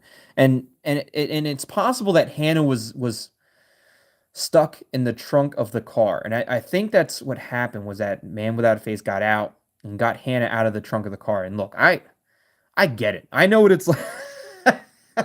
I know what it's like to be stuck in the trunk of a car, and it's not fun. However, I've mentioned this in a previous stream before, not for Duskwood, but it was a previous stream. If you ever get stuck in the trunk of a car, there is a release hatch. As long as whoever put you in the trunk of the car didn't cut the release hatch, there is a yellow, normally yellow, sometimes orange. It's a little pull emergency release hatch for the trunk. If you're ever in the trunk of a car by accident or by force. In my case, it was by accident. It was by accident. And look, it happens. I feel like it happens to people, right? Look, it happened to me. Obviously, it could happen to anybody. It's a common thing to get stuck in the trunk on accident. I know it is. And you can't tell me otherwise. If it hasn't happened to you yet, then it just hasn't happened to you yet. Time will come. If you haven't accidentally got locked in a trunk, then you will at some point in time. I think 1 out of 1 people will eventually, at some point in time in their life, get stuck in the trunk. It's just statistics. But if you ever find yourself in the trunk, sometimes yellow, sometimes orange, it's an emergency pull cable that will open the trunk from the inside of the trunk. So take that knowledge with you as you will. I wish I knew of that knowledge when I was in the trunk. I didn't know that when I was in the trunk. Wish I did, but I didn't. All right. So where are we at? So I think Hannah was already with him. Lily agrees. Then there was that rattling of chains. I think that must have been some kind of gate or something. Yeah, I think so too. Then he got Hannah. Did he carry her? I think he was carrying her. Does that matter? I think Hannah was walking behind him. Maybe he was walking more slowly after all. I think he was carrying her. I don't think Hannah was walking. We could not hear 2 sets of foot steps. We couldn't hear 2 sets of steps. 2 sets of feet walking. We could not hear that. We could only hear 1 set of feet walking. So maybe he was walking more slowly after all. I think so. I think he was carrying her. I agree with Cleo. He was carrying her. Amanda, that's why I listen to crime podcasts, so I know how to get out of car trunks.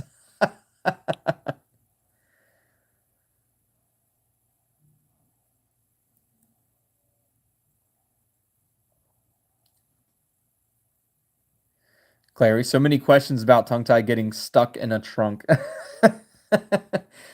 And I wish I had all those answers for you, Clary. I have questions about how I got stuck in a trunk too. Dan, in any case, our feathered friend wasn't expecting any visitors. Otherwise, he wouldn't have walked around with Hannah so nonchalantly. That's true. Maybe he knows the area isn't super busy, but it is true. It is true. He was walking around nonchalantly. It didn't seem like he was in a hurry. It seemed like he knew what he was doing, and he knew nobody was around. The metal sound at the end sounded pretty strange. Yeah, totally. What do you think that was? I'm afraid I don't know. It sounded very disconcerting. It sounded heavy. It did sound heavy. I will say it. It sounded heavy, metal, like everything all about it sounded heavy. Marble, no pics, no proof.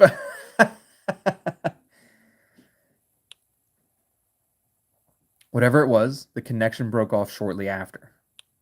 The connection was already getting worse before. That's true. When he was still in the car, when we heard Hannah for the first time, just before he opened the gate. I think it was when we heard Hannah for the first time, because it sounded like running. To me, it sounded like a waterfall. Now, granted, we know it was probably just a connection, but I think it was right when we first started hearing Hannah. You mean the static noise? Right. Yeah.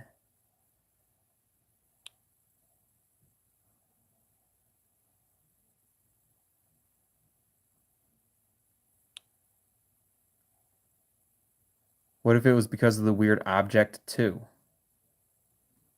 What weird? I think it was just because they were getting farther away. The closer Michael got to that object, the louder the noise got. True. Maybe some sort of broadcasting tower, something that would create a radio interference, maybe? Does that make sense? What could it have been? Maybe a broadcasting tower. Maybe something that creates some type of microwave or radio transmitting pulse or energy that could disrupt other electronics nearby. I don't know enough about them to say anything. There are a few signals that can negatively influence the connection of at close proximity, but I would have to do research. I'd have to research which one of those are.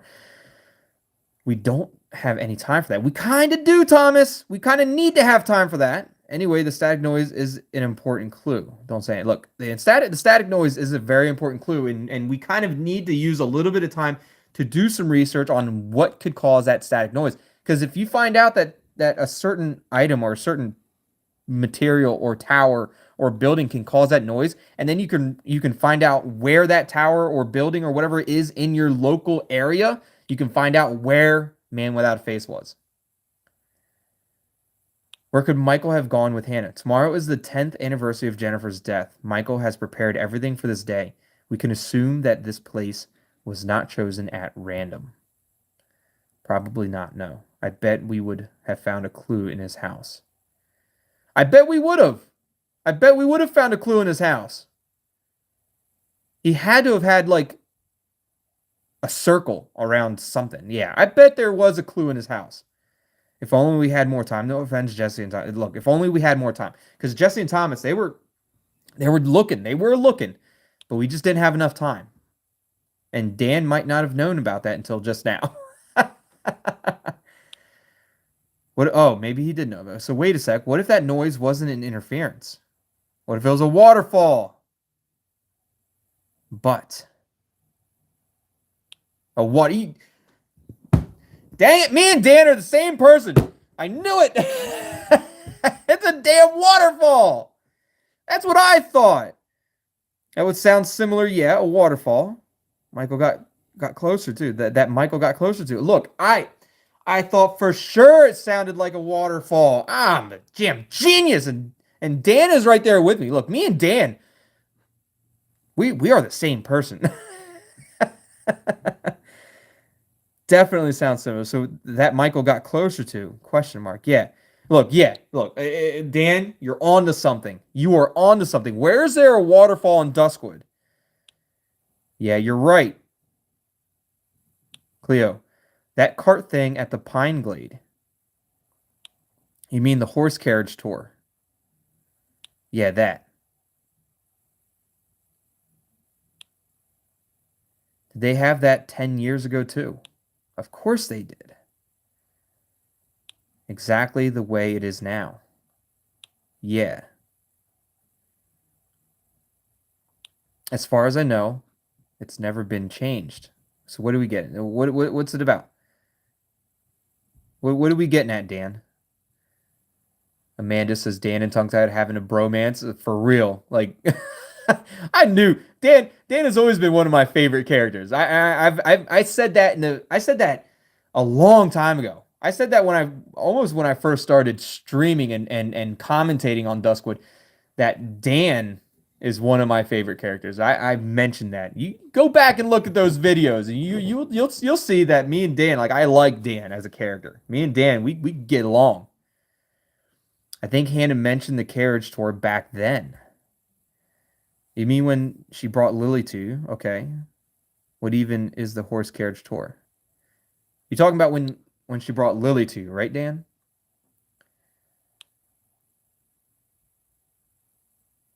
Yeah. Okay. You're totally confusing me. I'm confusing myself. Please think before you type. I'm a bit lost too here. Look, you got me going, Dan. You got me rolling. But look, me and Dan, dang, like, we think so similar. Hannah mentioned the horse carriage tour. 100%. Now, does this horse carriage tour, does it go near a waterfall? Like, is this all getting around to the fact that, like, we know where there's a waterfall is? And the gimmick, or the Grime Rock too. The Grim Rock. Grim Rock? Grime Rock? Grim Rock too, sort of? Question mark. You're asking me.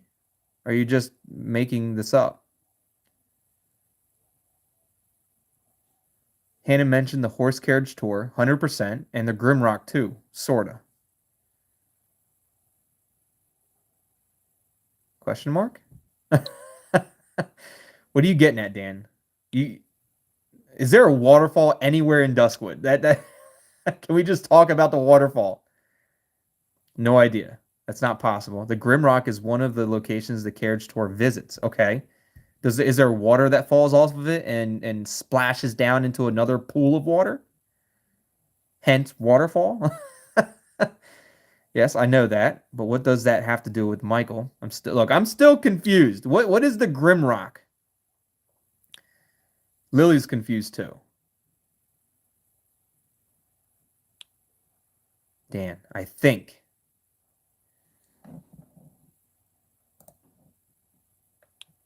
Hannah went to the Grimrock the night of the accident. And what we heard as static noise before wasn't actually static. It was a waterfall. It was a horse-drawn carriage. It was the Grimrock waterfall. The Grimrock waterfall. Oh, I knew it. I jam knew it. I knew it was a waterfall. The waterfall is blocked off every year for the festival. You're right. How do you know that? How do you know that, Jake? I didn't know that the waterfall was blocked off every year for the festival. It said so on the festival's website. Of course I knew that the waterfall was blocked off every year for the festival because I read it on the festival website. Which was one of Hannah's last visited sites. Not bad. Cleo, question mark. Could you maybe ask your mom about the Grimrock, why the Grimrock is blocked off? Will do. Wait a moment, please. Good luck. I'm curious now. Will Miranda know anything about it? Look, I'm curious. I am so curious. I knew it was a jam waterfall. We need to go to that waterfall. I'm not sure how mobile Dan will be near the waterfall, especially with the terrain, but it's definitely a huge clue. For the first time in a long time, I'm feeling hopeful. Me too, Thomas. I'm glad to hear that. That's good to hear.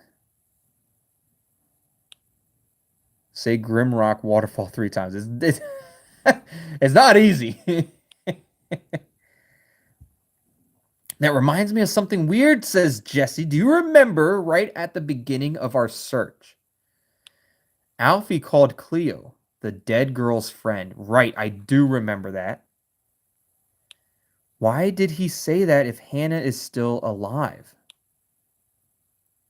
Why would he say something so horrible? The dead girl's friend.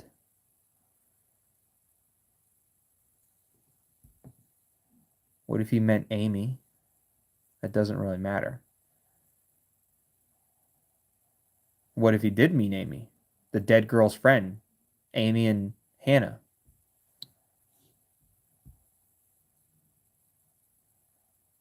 Or is Amy the dead girl or is Amy the friend?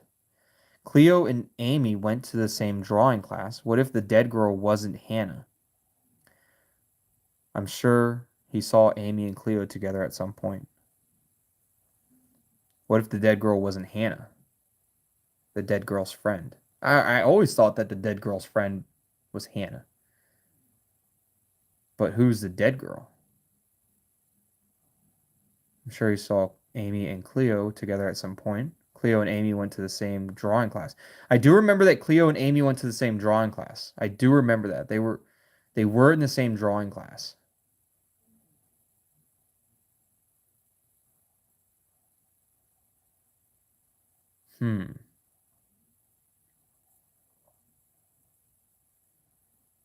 But did Alfie see Amy and Cleo together at some point? The dead girl's friend? And was he referring to Cleo as the dead girl's friend?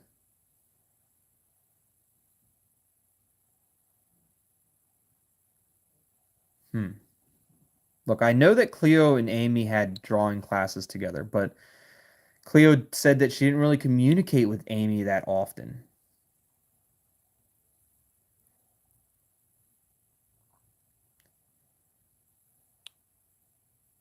Alfie made that claiming long before the police revealed Amy's identity to the public. How did Alfie know that Amy was the dead girl? Long before the police revealed it to the public. How would Alfie know that? It's interesting.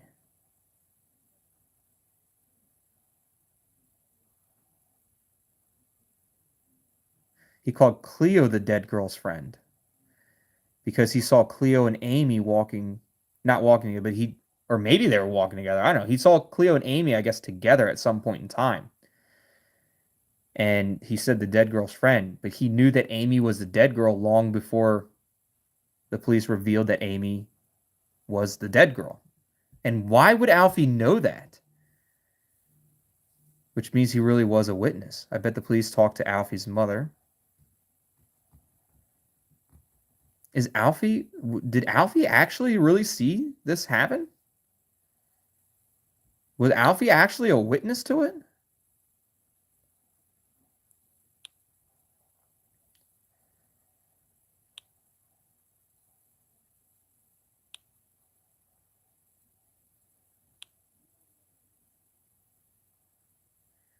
I could talk to Alfie if you'd like. Once we're back in Duskwood. That's pointless. I've already tried. Thomas, you did. Thomas didn't really try. Thomas says he tried, but that wasn't really a try. You went up to Alfie and started shaking him and yelling at him, Thomas. That wasn't you talking to Alfie, Thomas. But Alfie probably knows Lily better than you. You broke his toy truck. Thomas, you broke his toy. You went up to him, broke his toy, and then started asking him, yelling at him questions about it. You broke his toy truck. He was not talking to you. Stick with the truth. That doesn't count as that doesn't count as talking. Breaking a kid's toy truck. Cleo got through to her mom. That's good. And I know why the Grimrock Falls is blocked off. It's because people go up there and fall. Apparently, some poisonous substances were found in the waterfall's catch basin. So they were up on top of the waterfall using some poisonous substance, and it went down the waterfall and got caught in the catch basin. What kind of poisonous substance? That's why Michael had those barrels in his barn. The barrels, I do remember that there was a label. There was a symbol on those barrels with like a skull and crossbones, I think, making it seem like it was poisonous. Maybe that's what it was. Maybe somebody was trying to poison the water hole. But I do remember the barrels in Michael's barn. Send a picture of the first premium option we've had. Send pictures of the barrels. So the skull and crossbones of the barrels. The poisonous substance that was caught in the basin of the waterfall. But why would he do that? I don't know. To make sure that nobody would be here or be there on the day of the festival. Because it was blocked off at that point. Probably.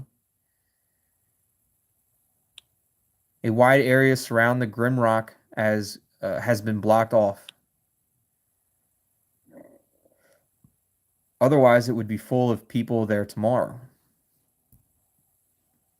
He created a controlled area for himself. I see. Has your mother been to the Grimrock since the incident? He created this controlled area. He made sure that it was blocked off so then he could do whatever he wants in that area. Azriella Kerrigan, welcome to the streams. Great to see you. Seven, welcome.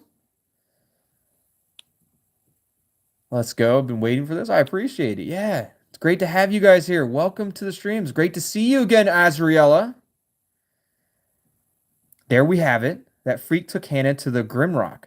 Then I'll drive there right now. Hannah is alive, and we know where she is now. I have to go to her. Oh, do we let Thomas do it? What do? We think we know. We don't actually know for sure. I knew you'd say that. We should think of a plan first. I mean, we think we know it's Hannah. We don't actually know it's For sure it's Hannah. Well, I don't know what Hannah sounds like, but Thomas knows what Hannah sounds like, and Thomas says it was Hannah. I think we should think of a plan first. I do think maybe we should think of a plan first. We can't just run off. We got to have a plan because Man Without a Face has a plan, and we need to have a plan as well. Tomorrow is the anniversary of Jennifer's death.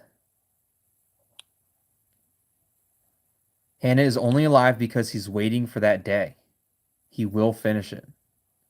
Hannah will die tomorrow.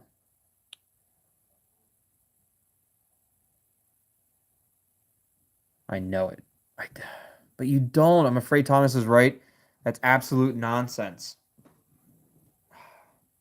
I do think you're right, but we still need a plan. Like, why can't we both be right? You need a plan. You can't just rush into there. It's not going to be good for anything.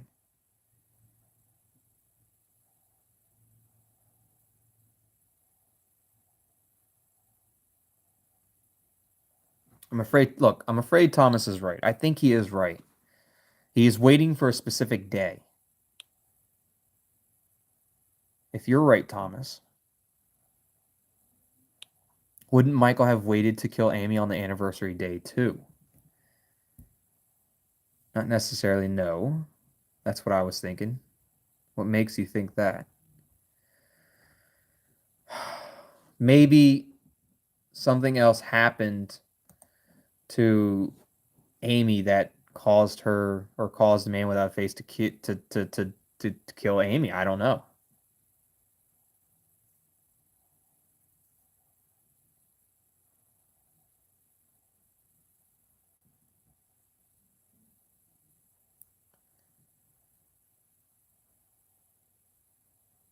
I just don't know. I don't know. I mean, maybe Amy was doing something and maybe Amy died by an act. I don't know. Not necessarily. It doesn't necessarily mean that maybe the plan was to keep Amy there until the anniversary, but something happened. And why not? Maybe there was an accident. Nothing Michael does make sense because Hannah was driving and Amy was just a passenger. Something might have gone wrong. And Amy is no longer with us. I mean, it's possible, right? Like, there might have been an accident. I don't know. Anyway, I think we shouldn't just head off to Grimrock without a plan. I'm right there with you, Jesse. See, me and Jesse, we think alike a lot too. Waiting for him in a safe house together is one thing. But under those circumstances, we don't have a chance against this lunatic. And we don't know for sure that he's coming to the house, especially if he's waiting for tomorrow, the anniversary day, to do something to Hannah.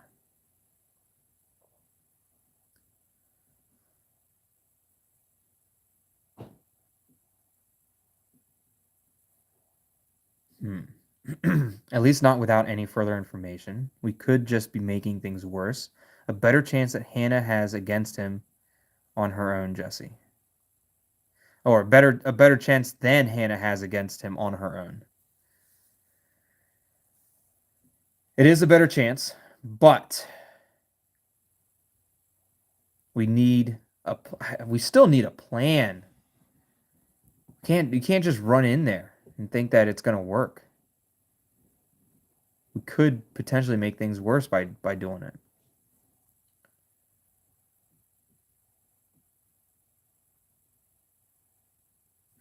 Look, at least not without any more information. Maybe we need a little bit more information. Maybe we need a plan, and then we can. I mean, we could still do this all today. We could still do it tonight. We can think about it. We can go do it. We don't have to wait till tomorrow. We can figure this out now.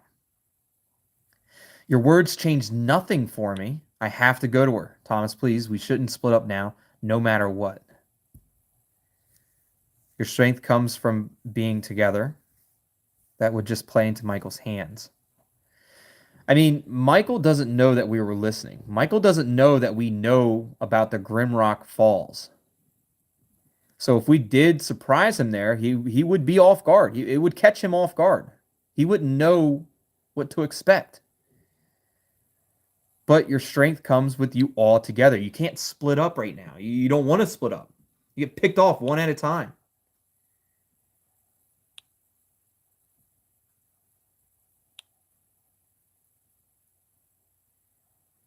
Then come with me. What? We can stop him together. Okay. I would go with you, Thomas. I 100% would go. You still got the element of surprise to your advantage, right? The whoever this is, man without a face, doesn't know that we know. So the element of surprise is there. And the weapon.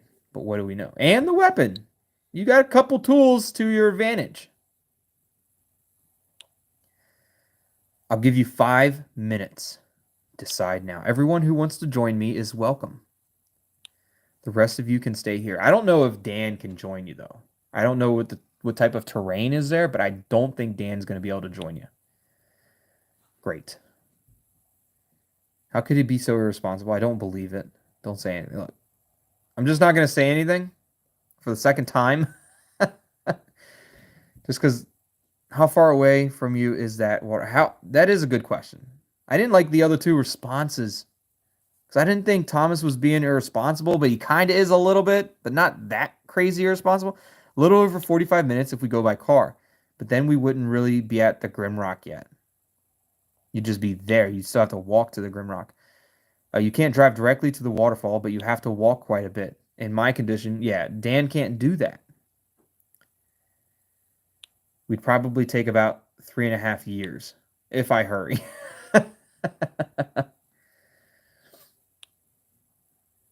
Thomas ready to abandon Dan and leave him alone, waiting for the man without a face all by himself.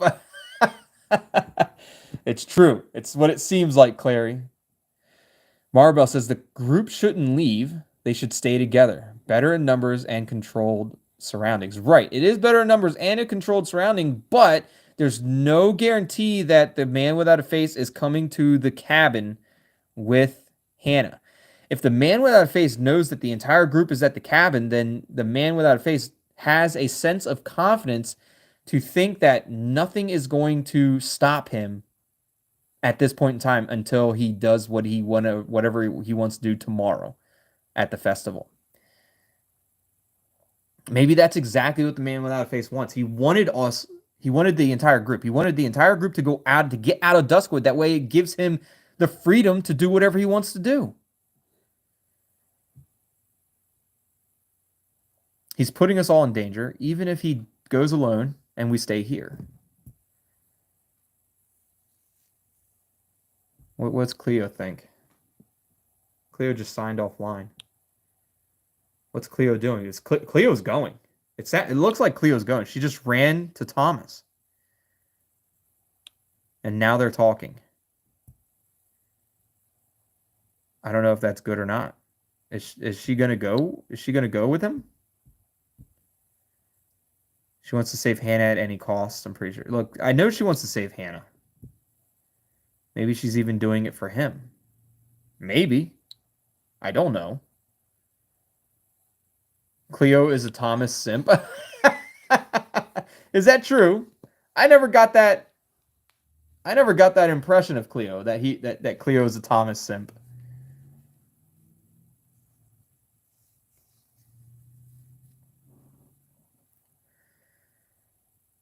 Come on, we have to go to them too.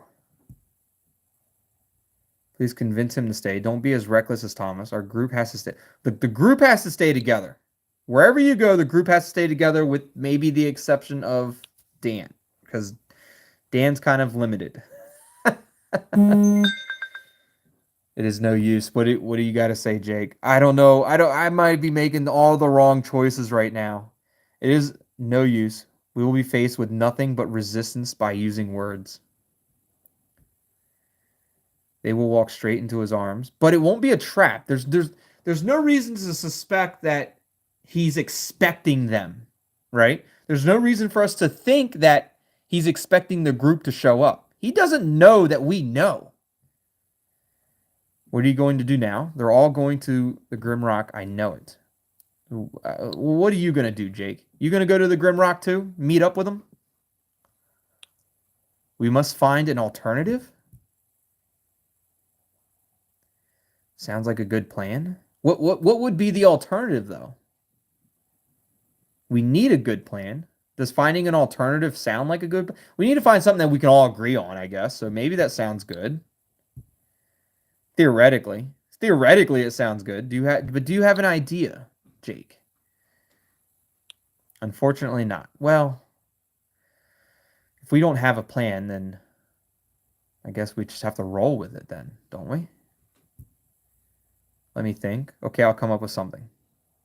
Let me think. Let me think about what I want to do. We're going to Grimrock. I will also try coming up with a solution. Jake is offline. Jake is back online. We are running out of time, tongue-tied. 2 seconds later. We're running out of time. Have you come up with any ideas? Yes. I can't think under pressure. I could try talking to Michael. Should I try talking to Michael? I don't think Michael has anything to do with this. I think if we talk to Michael, we're going to find out that Michael doesn't have anything to do with it.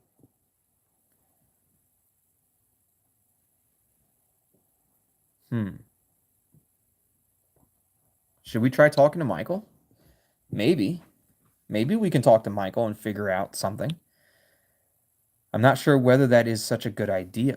Why, though? I can't think of anything else, though.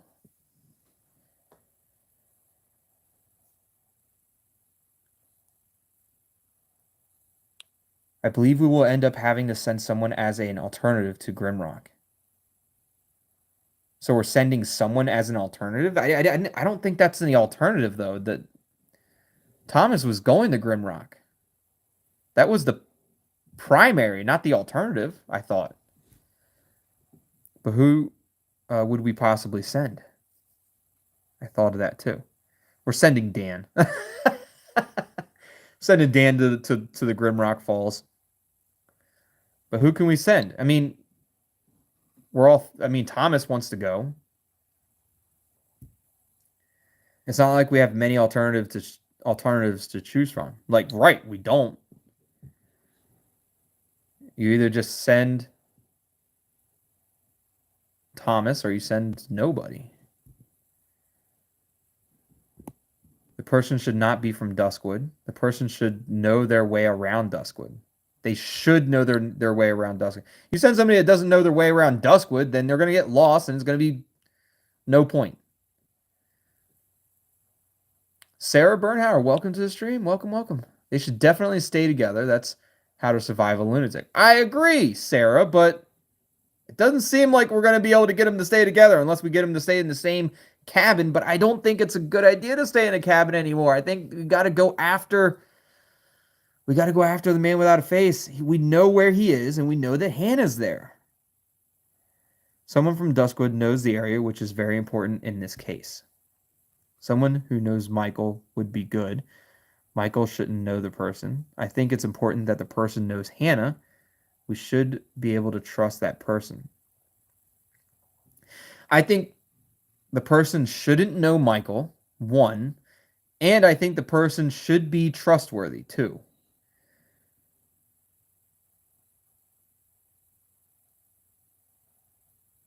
I think those are the two biggest things. I don't think the person who knows Michael would be a good choice.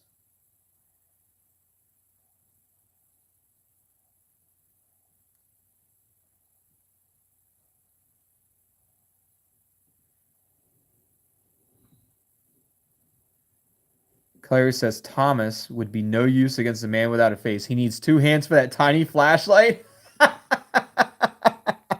He's useless. I remember that. I even mentioned that. He had that little flashlight and he's holding it with both hands. Like, why are you holding a little flashlight like that with both hands? Didn't make any sense. But I remember seeing that in that video, in the that introduction. The introduction video. That was, yeah, why he was using both hands on that single-handed flashlight is beyond me. Didn't make any sense.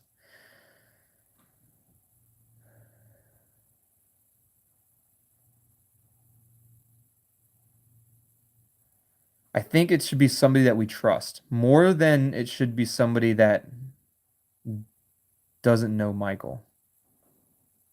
Or maybe it should be somebody that we trust more than it should be somebody that Michael doesn't know. And if Michael's from Duskwood, he might know a lot of people anyways. But it should be somebody that we trust, I think. I think it should definitely be somebody that we trust.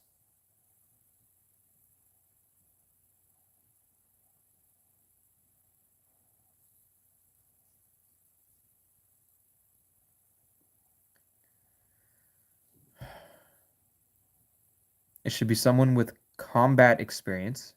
They should definitely be armed. Ooh. Combat experience would be good. They should definitely be armed. I think more combat experience. Other than what happened to Richie, we can't assume that the man without a face has any kind of weapon or pistol or gun. I mean, I understand that Richie was deleted, but there was no bang, there was no fire, there was no shot unless it was like a bow and arrow. But Richie, something happened to Richie. I don't know, maybe he just got hit from behind. I don't know. I don't think anything happened to Richie. I think I think he faked it. I think Richie's is man without a face. But it should be somebody with combat experience, or should be somebody that's armed. Like a police officer. I mean, like if we send a police officer, but we don't. Do we know any trusted police officers? I don't know if we can trust Allan. We haven't really talked to Allan very much.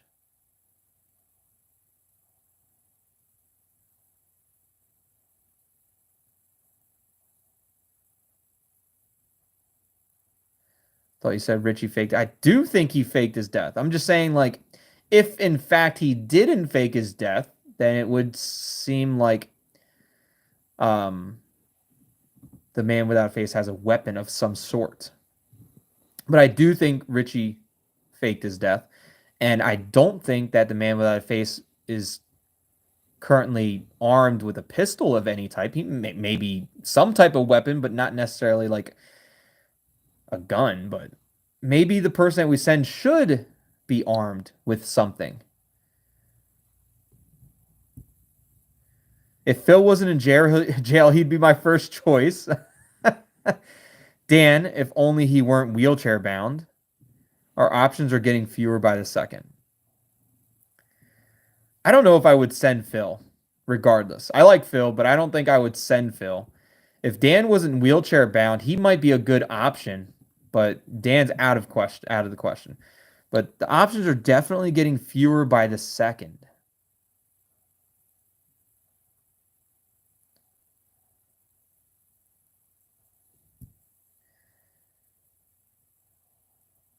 It should be somebody completely uninvolved. If it's somebody that's completely uninvolved, then I don't think we can send Allan. I mean, isn't he like the chief of police? Like, obviously he's involved because it's a case. Like it's an open case. So I think Allan's definitely involved. Someone like Poke? No. There's no way we could send somebody like Poke. But I don't know who. Old Gray from the motel? No way. No, we can't send Old Greg. Old Gray. We can't send Old Gray. Why would we send Old Gray? Someone like Poke. There's no way I'm sending Poke. I can't trust. Poke isn't somebody that's trustworthy. Clary, you suggested Poke? No way. Why would you send Poke? We talked to him one time. He makes keys so people can break into things. No way I would suggest Poke. There's no way. I can't even. I don't know if I can trust Poke. Send Old Gray? Like, there's no way. Old Gray wouldn't even match up against the man without a face. Old Greg would be the battle of the creepers. The battle of the creepers. Man without a face versus Old Greg. Tickets going for $19.99. Get yours while they last.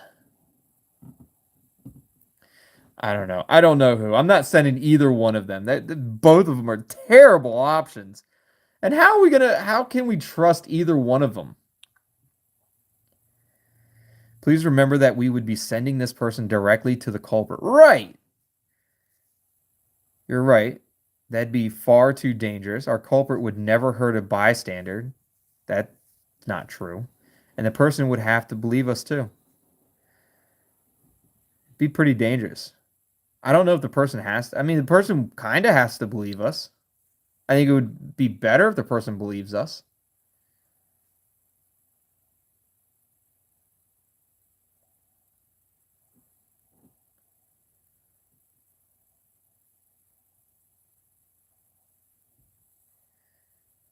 I think I know what we have to do. Okay, you probably won't like this, but look, I think I know what we have to do. Let's see what the options are. What about Allan? I could ask Allan to go. Allan, the chief of police, police officer, armed. He has experience. He knows that there's this case. He might not necessarily believe that it's the man without a face, but obviously it's somebody beneath the mask.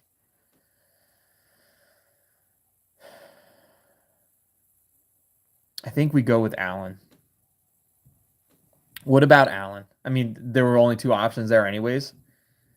Allan for the win. Azriela, Allan is the guy. I hope so.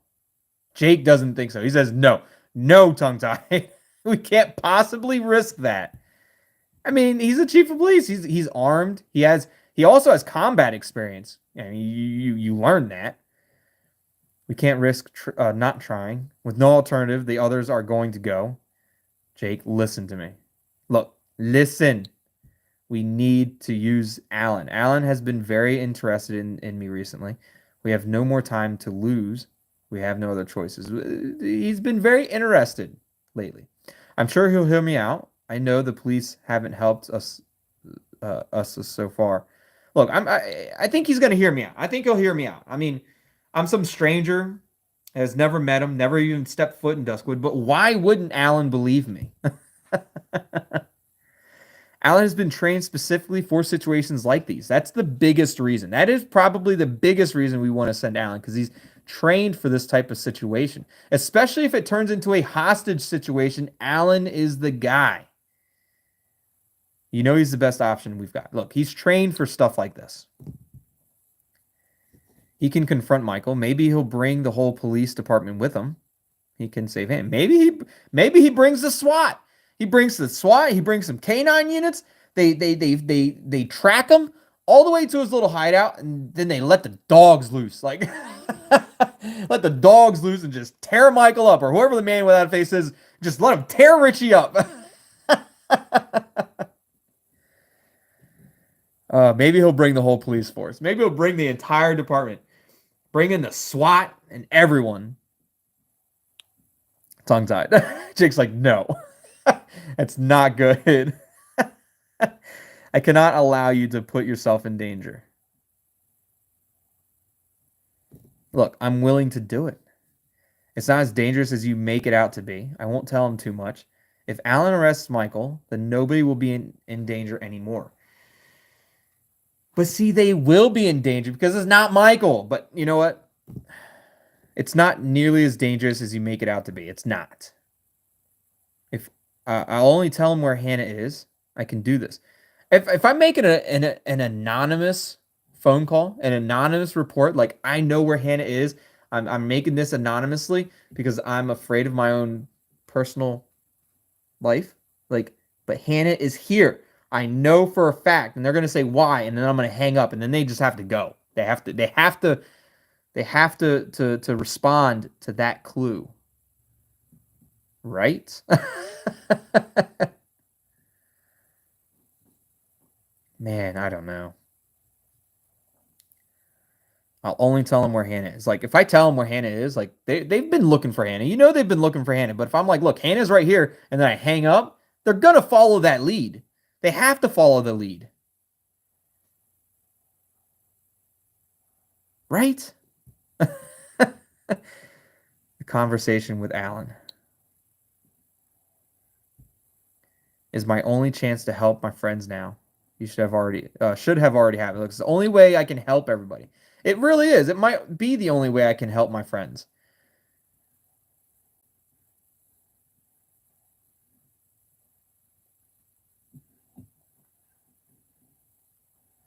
He probably would think it to be a prank. I don't think so, Earth Rose. I don't know if Allan would think it's a prank because they know that everything is going on, and I'm sure they're probably trying to find leads and clues and hints.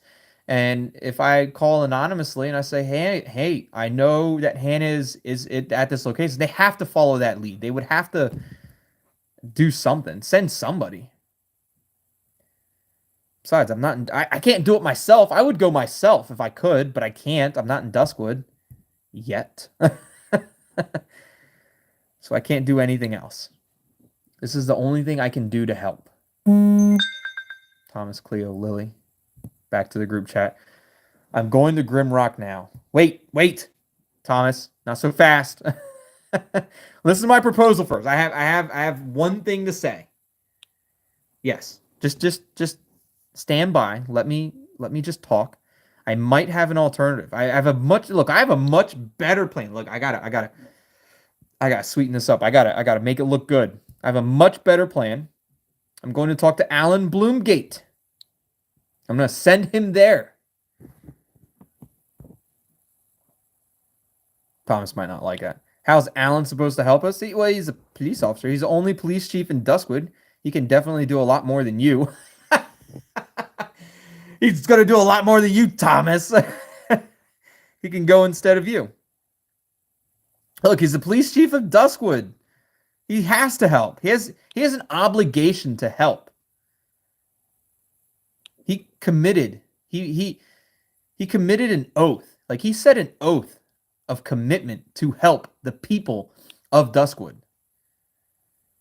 I'm not sure that's such a good idea. The police should have already arrested Michael. Lily called them after we went to Michael's house. Have you forgotten that? I think Michael must have hidden all the evidence. Maybe Lily just didn't use the right words because Michael fled after you left. The thing is like if you're calling and you're trying to blame Michael for it, that's the wrong way to go about it. You have to call and say, hey, I know where Hannah is. She's being held at this location. She is right here. And then they storm the area to find Hannah because that's where they think Hannah is. And then they come face to face with Richie. Man without a face. And find Hannah. But maybe Lily just didn't use the right words. I mean, no offense, Lily. But you might have just been straight accusatory of Michael instead of saying, hey, I know where Hannah is. Allan can save Hannah. Thomas, you're not up for the task. Look, Allan can save Hannah. It's possible. It's more possible than Thomas. Wait, hold up. Dan's got an idea. Dan has an idea.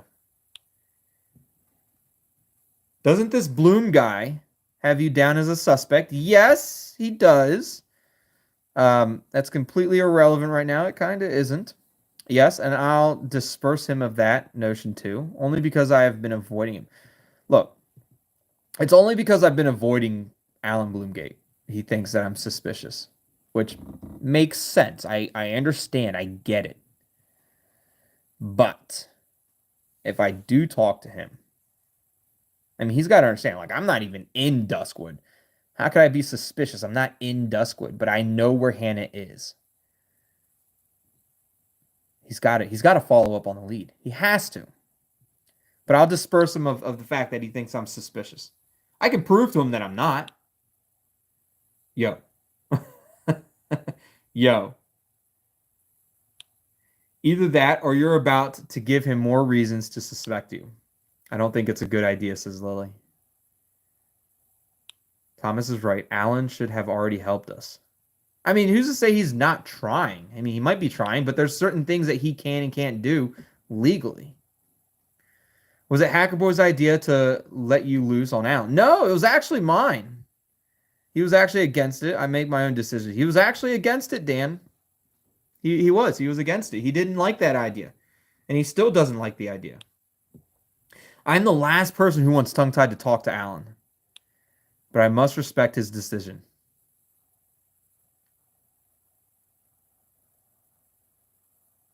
However, should this conversation get out of hand, I will make Allan an offer.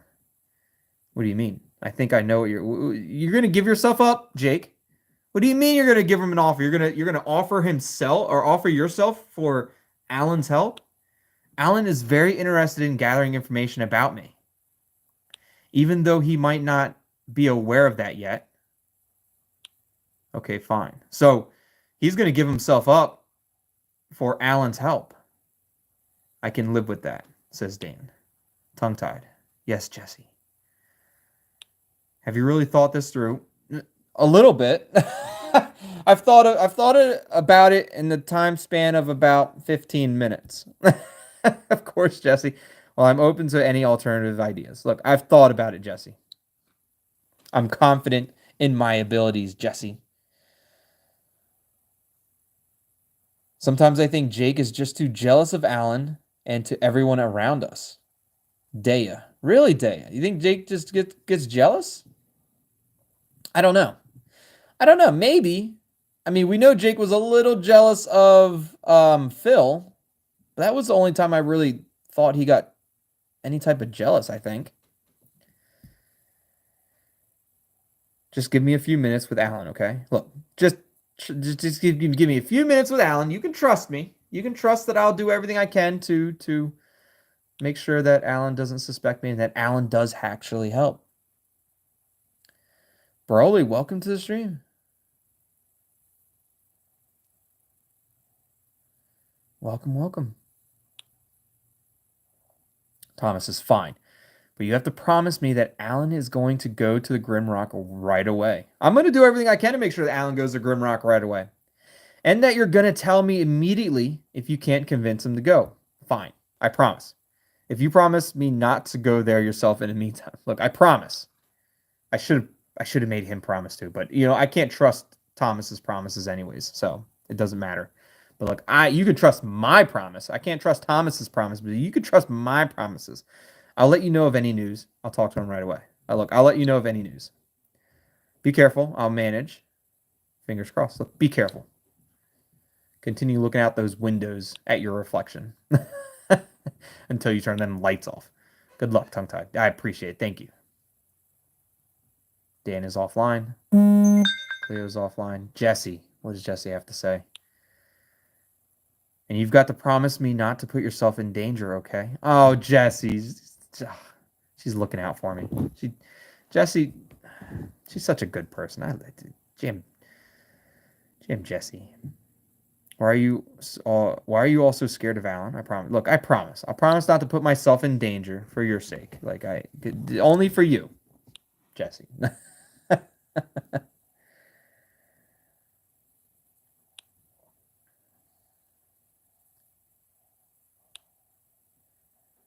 Claire says, "Oh, I want to see this part. Female gameplay doesn't have it? Interesting. Thanks, tongue-tied, but please don't forget what happened to Phil." Right, I won't forget. All right. Allan, Bloomgate. It's time to talk, Allan. Look at all that. Allan been trying to reach out to me for a long time. Please get back. Look, I'm getting back to you. Look, Allan, things happened. I wasn't able to talk to you previously, but I am free and able to talk now. Mr. Bloomgate. Should we go Mr. Bloomgate? I think that's appropriate. That's formal. That's appropriate. Right. Here I am. Here I am, Allan. I got something to say to you. No. I think it's important to go formal. Mr. Bloomgate.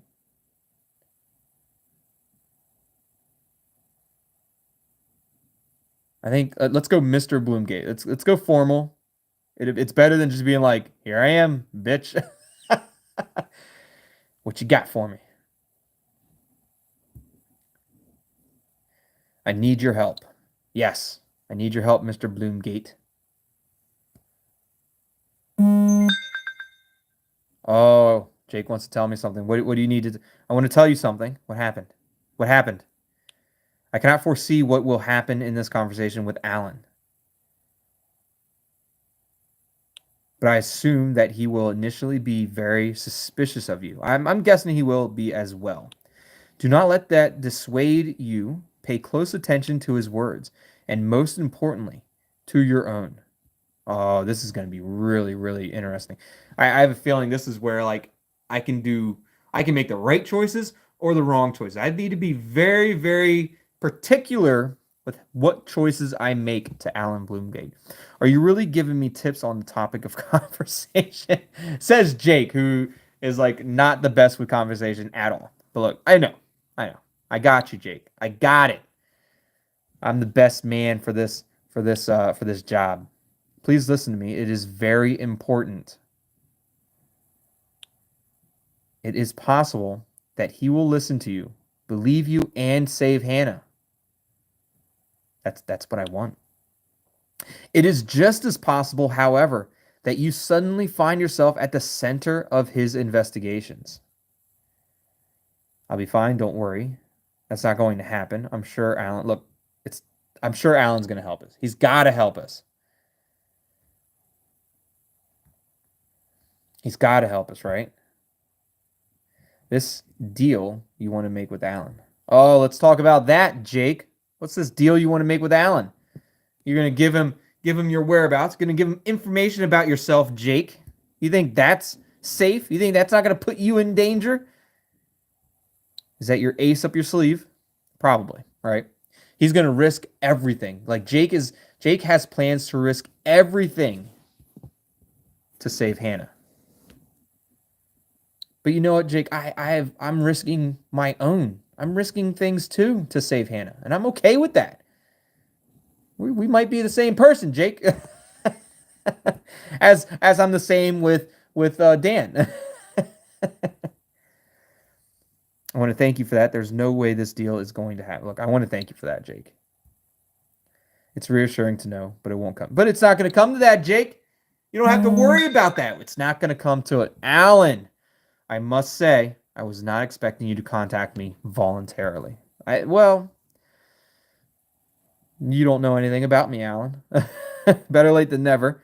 Are we still up for coffee? Hello, Allan. Look, hello, Allan. That with a smiley face might not have been a good way to start. Hello, Allan. Smiley face. I have tried contacting you multiple times and on different channels. What are you hoping to achieve with your behavior? It's not necessarily a behavior. Maybe I just wasn't available to talk at the time. I have to tell you something really important. Listen, we don't have much time. Look, I need to tell you something really important, Allan. It's about the missing Hannah Dawnfort. I'm sure you were able to guess that I want to talk to you about it. Look, it's about the missing girl, Hannah Dawnfort. I think I know where she is. If you want to save her, then listen to me carefully. So, this is where it gets important. If I say, if you want to save her, then listen to me very carefully. It sounds very suspicious. Very suspicious indeed. It makes me sound like I hid her somewhere, and if you want to save her, you need to do what I tell you to do. I don't want to sound that suspicious, but I think I know where she is. If I say I think I know where she is, it definitely sounds like I don't 100% know because I'm not the bad guy, but I have ways and I have means of possibly knowing where she is. So I think I know where she is. You know the waterfall at Grimrock, right? That's a good one. Please make your way to the waterfall north of Duskwood immediately. No, I don't want to say that. Again, it sounds suspicious. But look, you know the waterfall at the Grimrock, right? Hannah is being held close by. Please, you have to save her.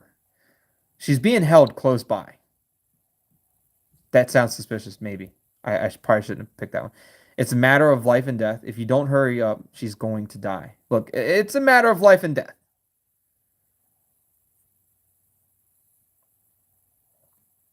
How about this proposal? Damn it. He doesn't like what I have to say.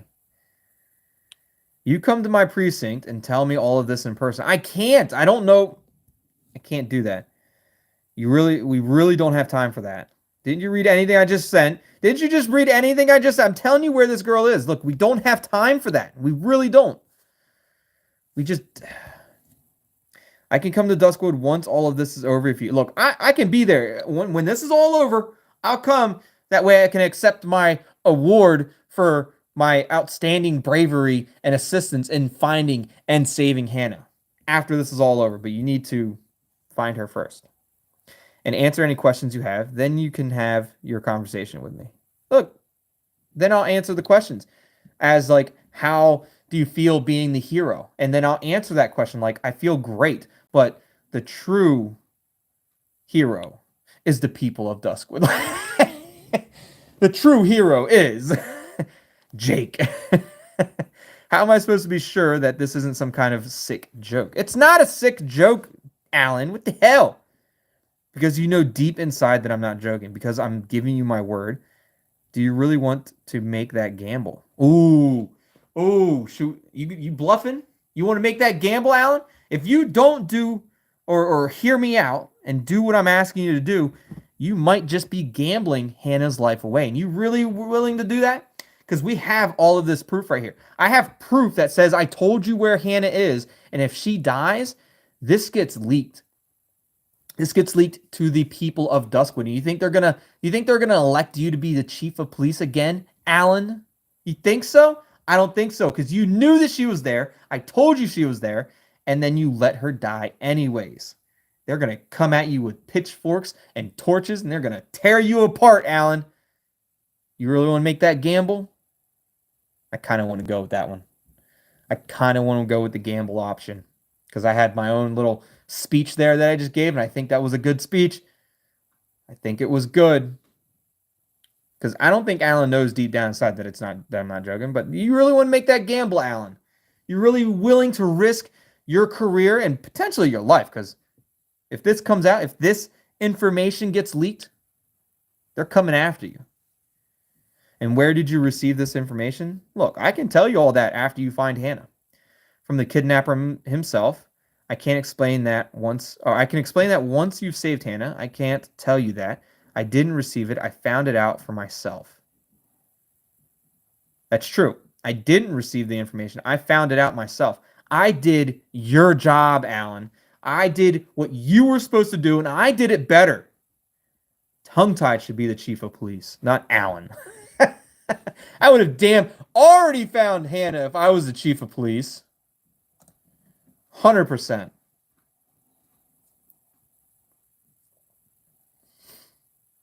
I didn't receive it. I found it out for myself. Or I found it out from the kidnapper himself. Technically, both of them are very true. I did find this information out by the kidnapper, but the kidnapper didn't know that I found this out. He did not know. Chief Tongue-Tied sounds good. I appreciate that day. I think it sounds amazing. Chief Tongue-Tied of Duskwood. I think that sounds great. It just rolls right off the tongue.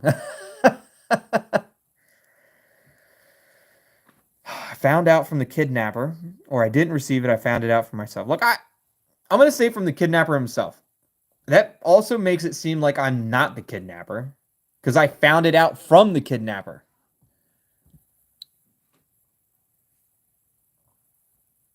And it is true. It's still honest. Allan, I see. Do you, Allan? Do you really see? I'm begging you to believe me. Do you want to be responsible for Hannah Donford's death? Oh, Allan. Do you want to be responsible? I'm telling you, Allan. If Hannah dies, I'm leaking our conversation. I'm leaking it to the public. You'll be run out of town. You'll be run out of Duskwood if they don't catch you first and tear you apart.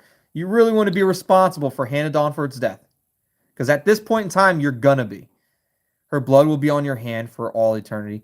Then why did you even become a police officer in the first place? You don't want that, Allan. Oh, all of these are really good. But then why did you become a police officer in the first place if you didn't want to help?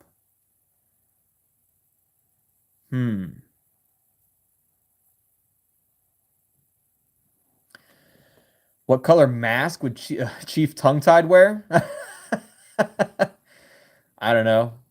I would say orange, but it doesn't sound like a chief color or a police color. So I don't know. Maybe blue?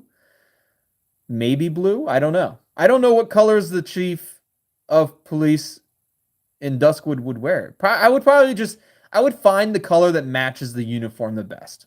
And it might be orange. Maybe it is orange. I don't know. Clary, no, not orange.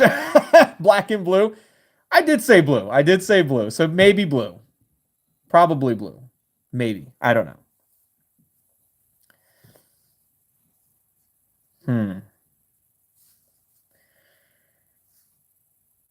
I don't think Allan wants to be responsible for Hannah Dawnfort's death.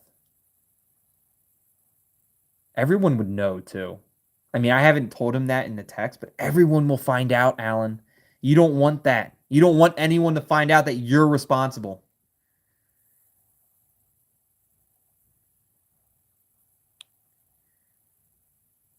All of my men are busy because of Pine Glade. Okay, then go there yourself. Ah, yes. Then go there yourself. Fine, I'll let the killer know. Isn't it your duty to investigate? Look, go there yourself. All your men are busy. You can't pull one guy. And if you can't pull one guy, then go there yourself. Do your job, Allan.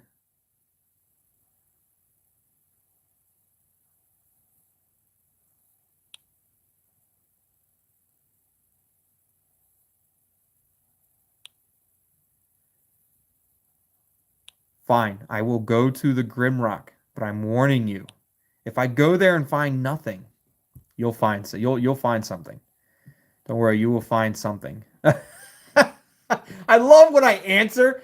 I answer before I see the answers, and then when it pops up, I see my answer that I already answered. It's great. I love it. Look, don't worry, you'll find something. You will find something. It's close by. It's got to be. There's something else I have to tell you. Look, there's something else I have to tell you. I don't know what I'm getting ready to say, but there's got to be something. I think it could be dangerous. I think is key words. I think it could be dangerous. Thank you for warning me. So just look, be on your guard. Be on your guard. But I was trained for dangerous assignments. I understand. I get that. That's what I said. I still thought I should let you know. That's what I said. I said you were trained for stuff like this, and that you would be the best option for it. What do you mean? Like I'll tell you when all this is over. Nothing. Wrong chat. Sorry, Allan. Please, sorry. Wrong chat. Sorry. Look, I'll tell you when all this is over. Like I was the one saying that we should reach out to you and ask you to help. I will get back to you once I've arrived at the Grimrock. So please keep yourself available. I will be here waiting. Allan is now offline. All right, group chat. I have information. I did it. I did it. Allan is going to the Grimrock. It's going to be great. Wrong chat, sorry. I should have did that, but I was trying to make sure that we were professional and like to the point with Allan. But yeah, that would have been... Sorry, wrong chat. New phone, who dis? Allan is going to the Grimrock. He is. Yes, indeed. So, Thomas, you just sit tight. Sit tight, Thomas. That's good. I think.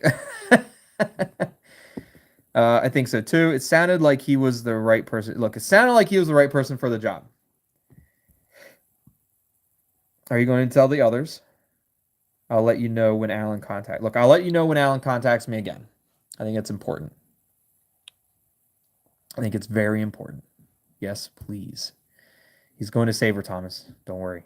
Okay, see you later. I'll see you later. I'm not going to say he's going to save her because I don't know how it's all going to turn out. I hope he saves her, but we'll see. But when Allan does save her, and then I have to come to Duskwood to accept my award, I'll do that. I will do that. Where are we at now? Oh, we're back at the cloud. I've got some mini games to accomplish. And there you guys have it. Part 2 of Duskwood. The Grimrock Waterfall. And Allan is on his way. Hopefully he finds some clues. Hopefully he finds some information on where Hannah is. and we can finally save Hannah. We know by listening through the microphone that it was actually indeed a waterfall. I'm I thought it sounded like a waterfall, and then when it wasn't, it was like static. I was like, oh, okay, maybe that's static. But then they said it was a waterfall, and I was right the whole time because I'm a damn genius. But I hope you guys are enjoying this final episode of Duskwood, episode 10. I'm going to go through and complete all of these mini games, and once I do, I will then set up another time and date for the next part of this stream, and hopefully we can find out where Hannah is. Well, I mean, we already know where Hannah is, but hopefully we can find Hannah and find Richie. Excuse me, man without a face, and finally stop this craziness from happening and save Hannah once and for all. I hope you guys are enjoying this stream. Again, thank you very much for sticking with me from the very beginning, from episode 1 up until episode 10. Thank you so much for sticking around with me. Hit that like button on your way out if you enjoyed this episode, if you're enjoying this part. Again, if you guys would like to support me in any way, there's a ton of free ways to support me. Make sure you like, subscribe, and comment. You can follow me on all the major social medias, all for free. However, there's another way you could support me by joining the channel as a member. Now, joining as a member doesn't mean that you're just giving me money for no reason. Like there's a lot of awesome, very cool benefits that you get by joining as a member for as low as $2.99. So think about it. You don't have to. I'm going to be here regardless with you guys, whether you're a member or not. But think about joining as a member if you want to help support this channel a little more. You can also check out all of the awesome merch that I have available. Links are going to be down in the description. Again, hope you guys enjoyed this part. As always, thanks for watching. Love you all. And we'll see you next time. Goodbye.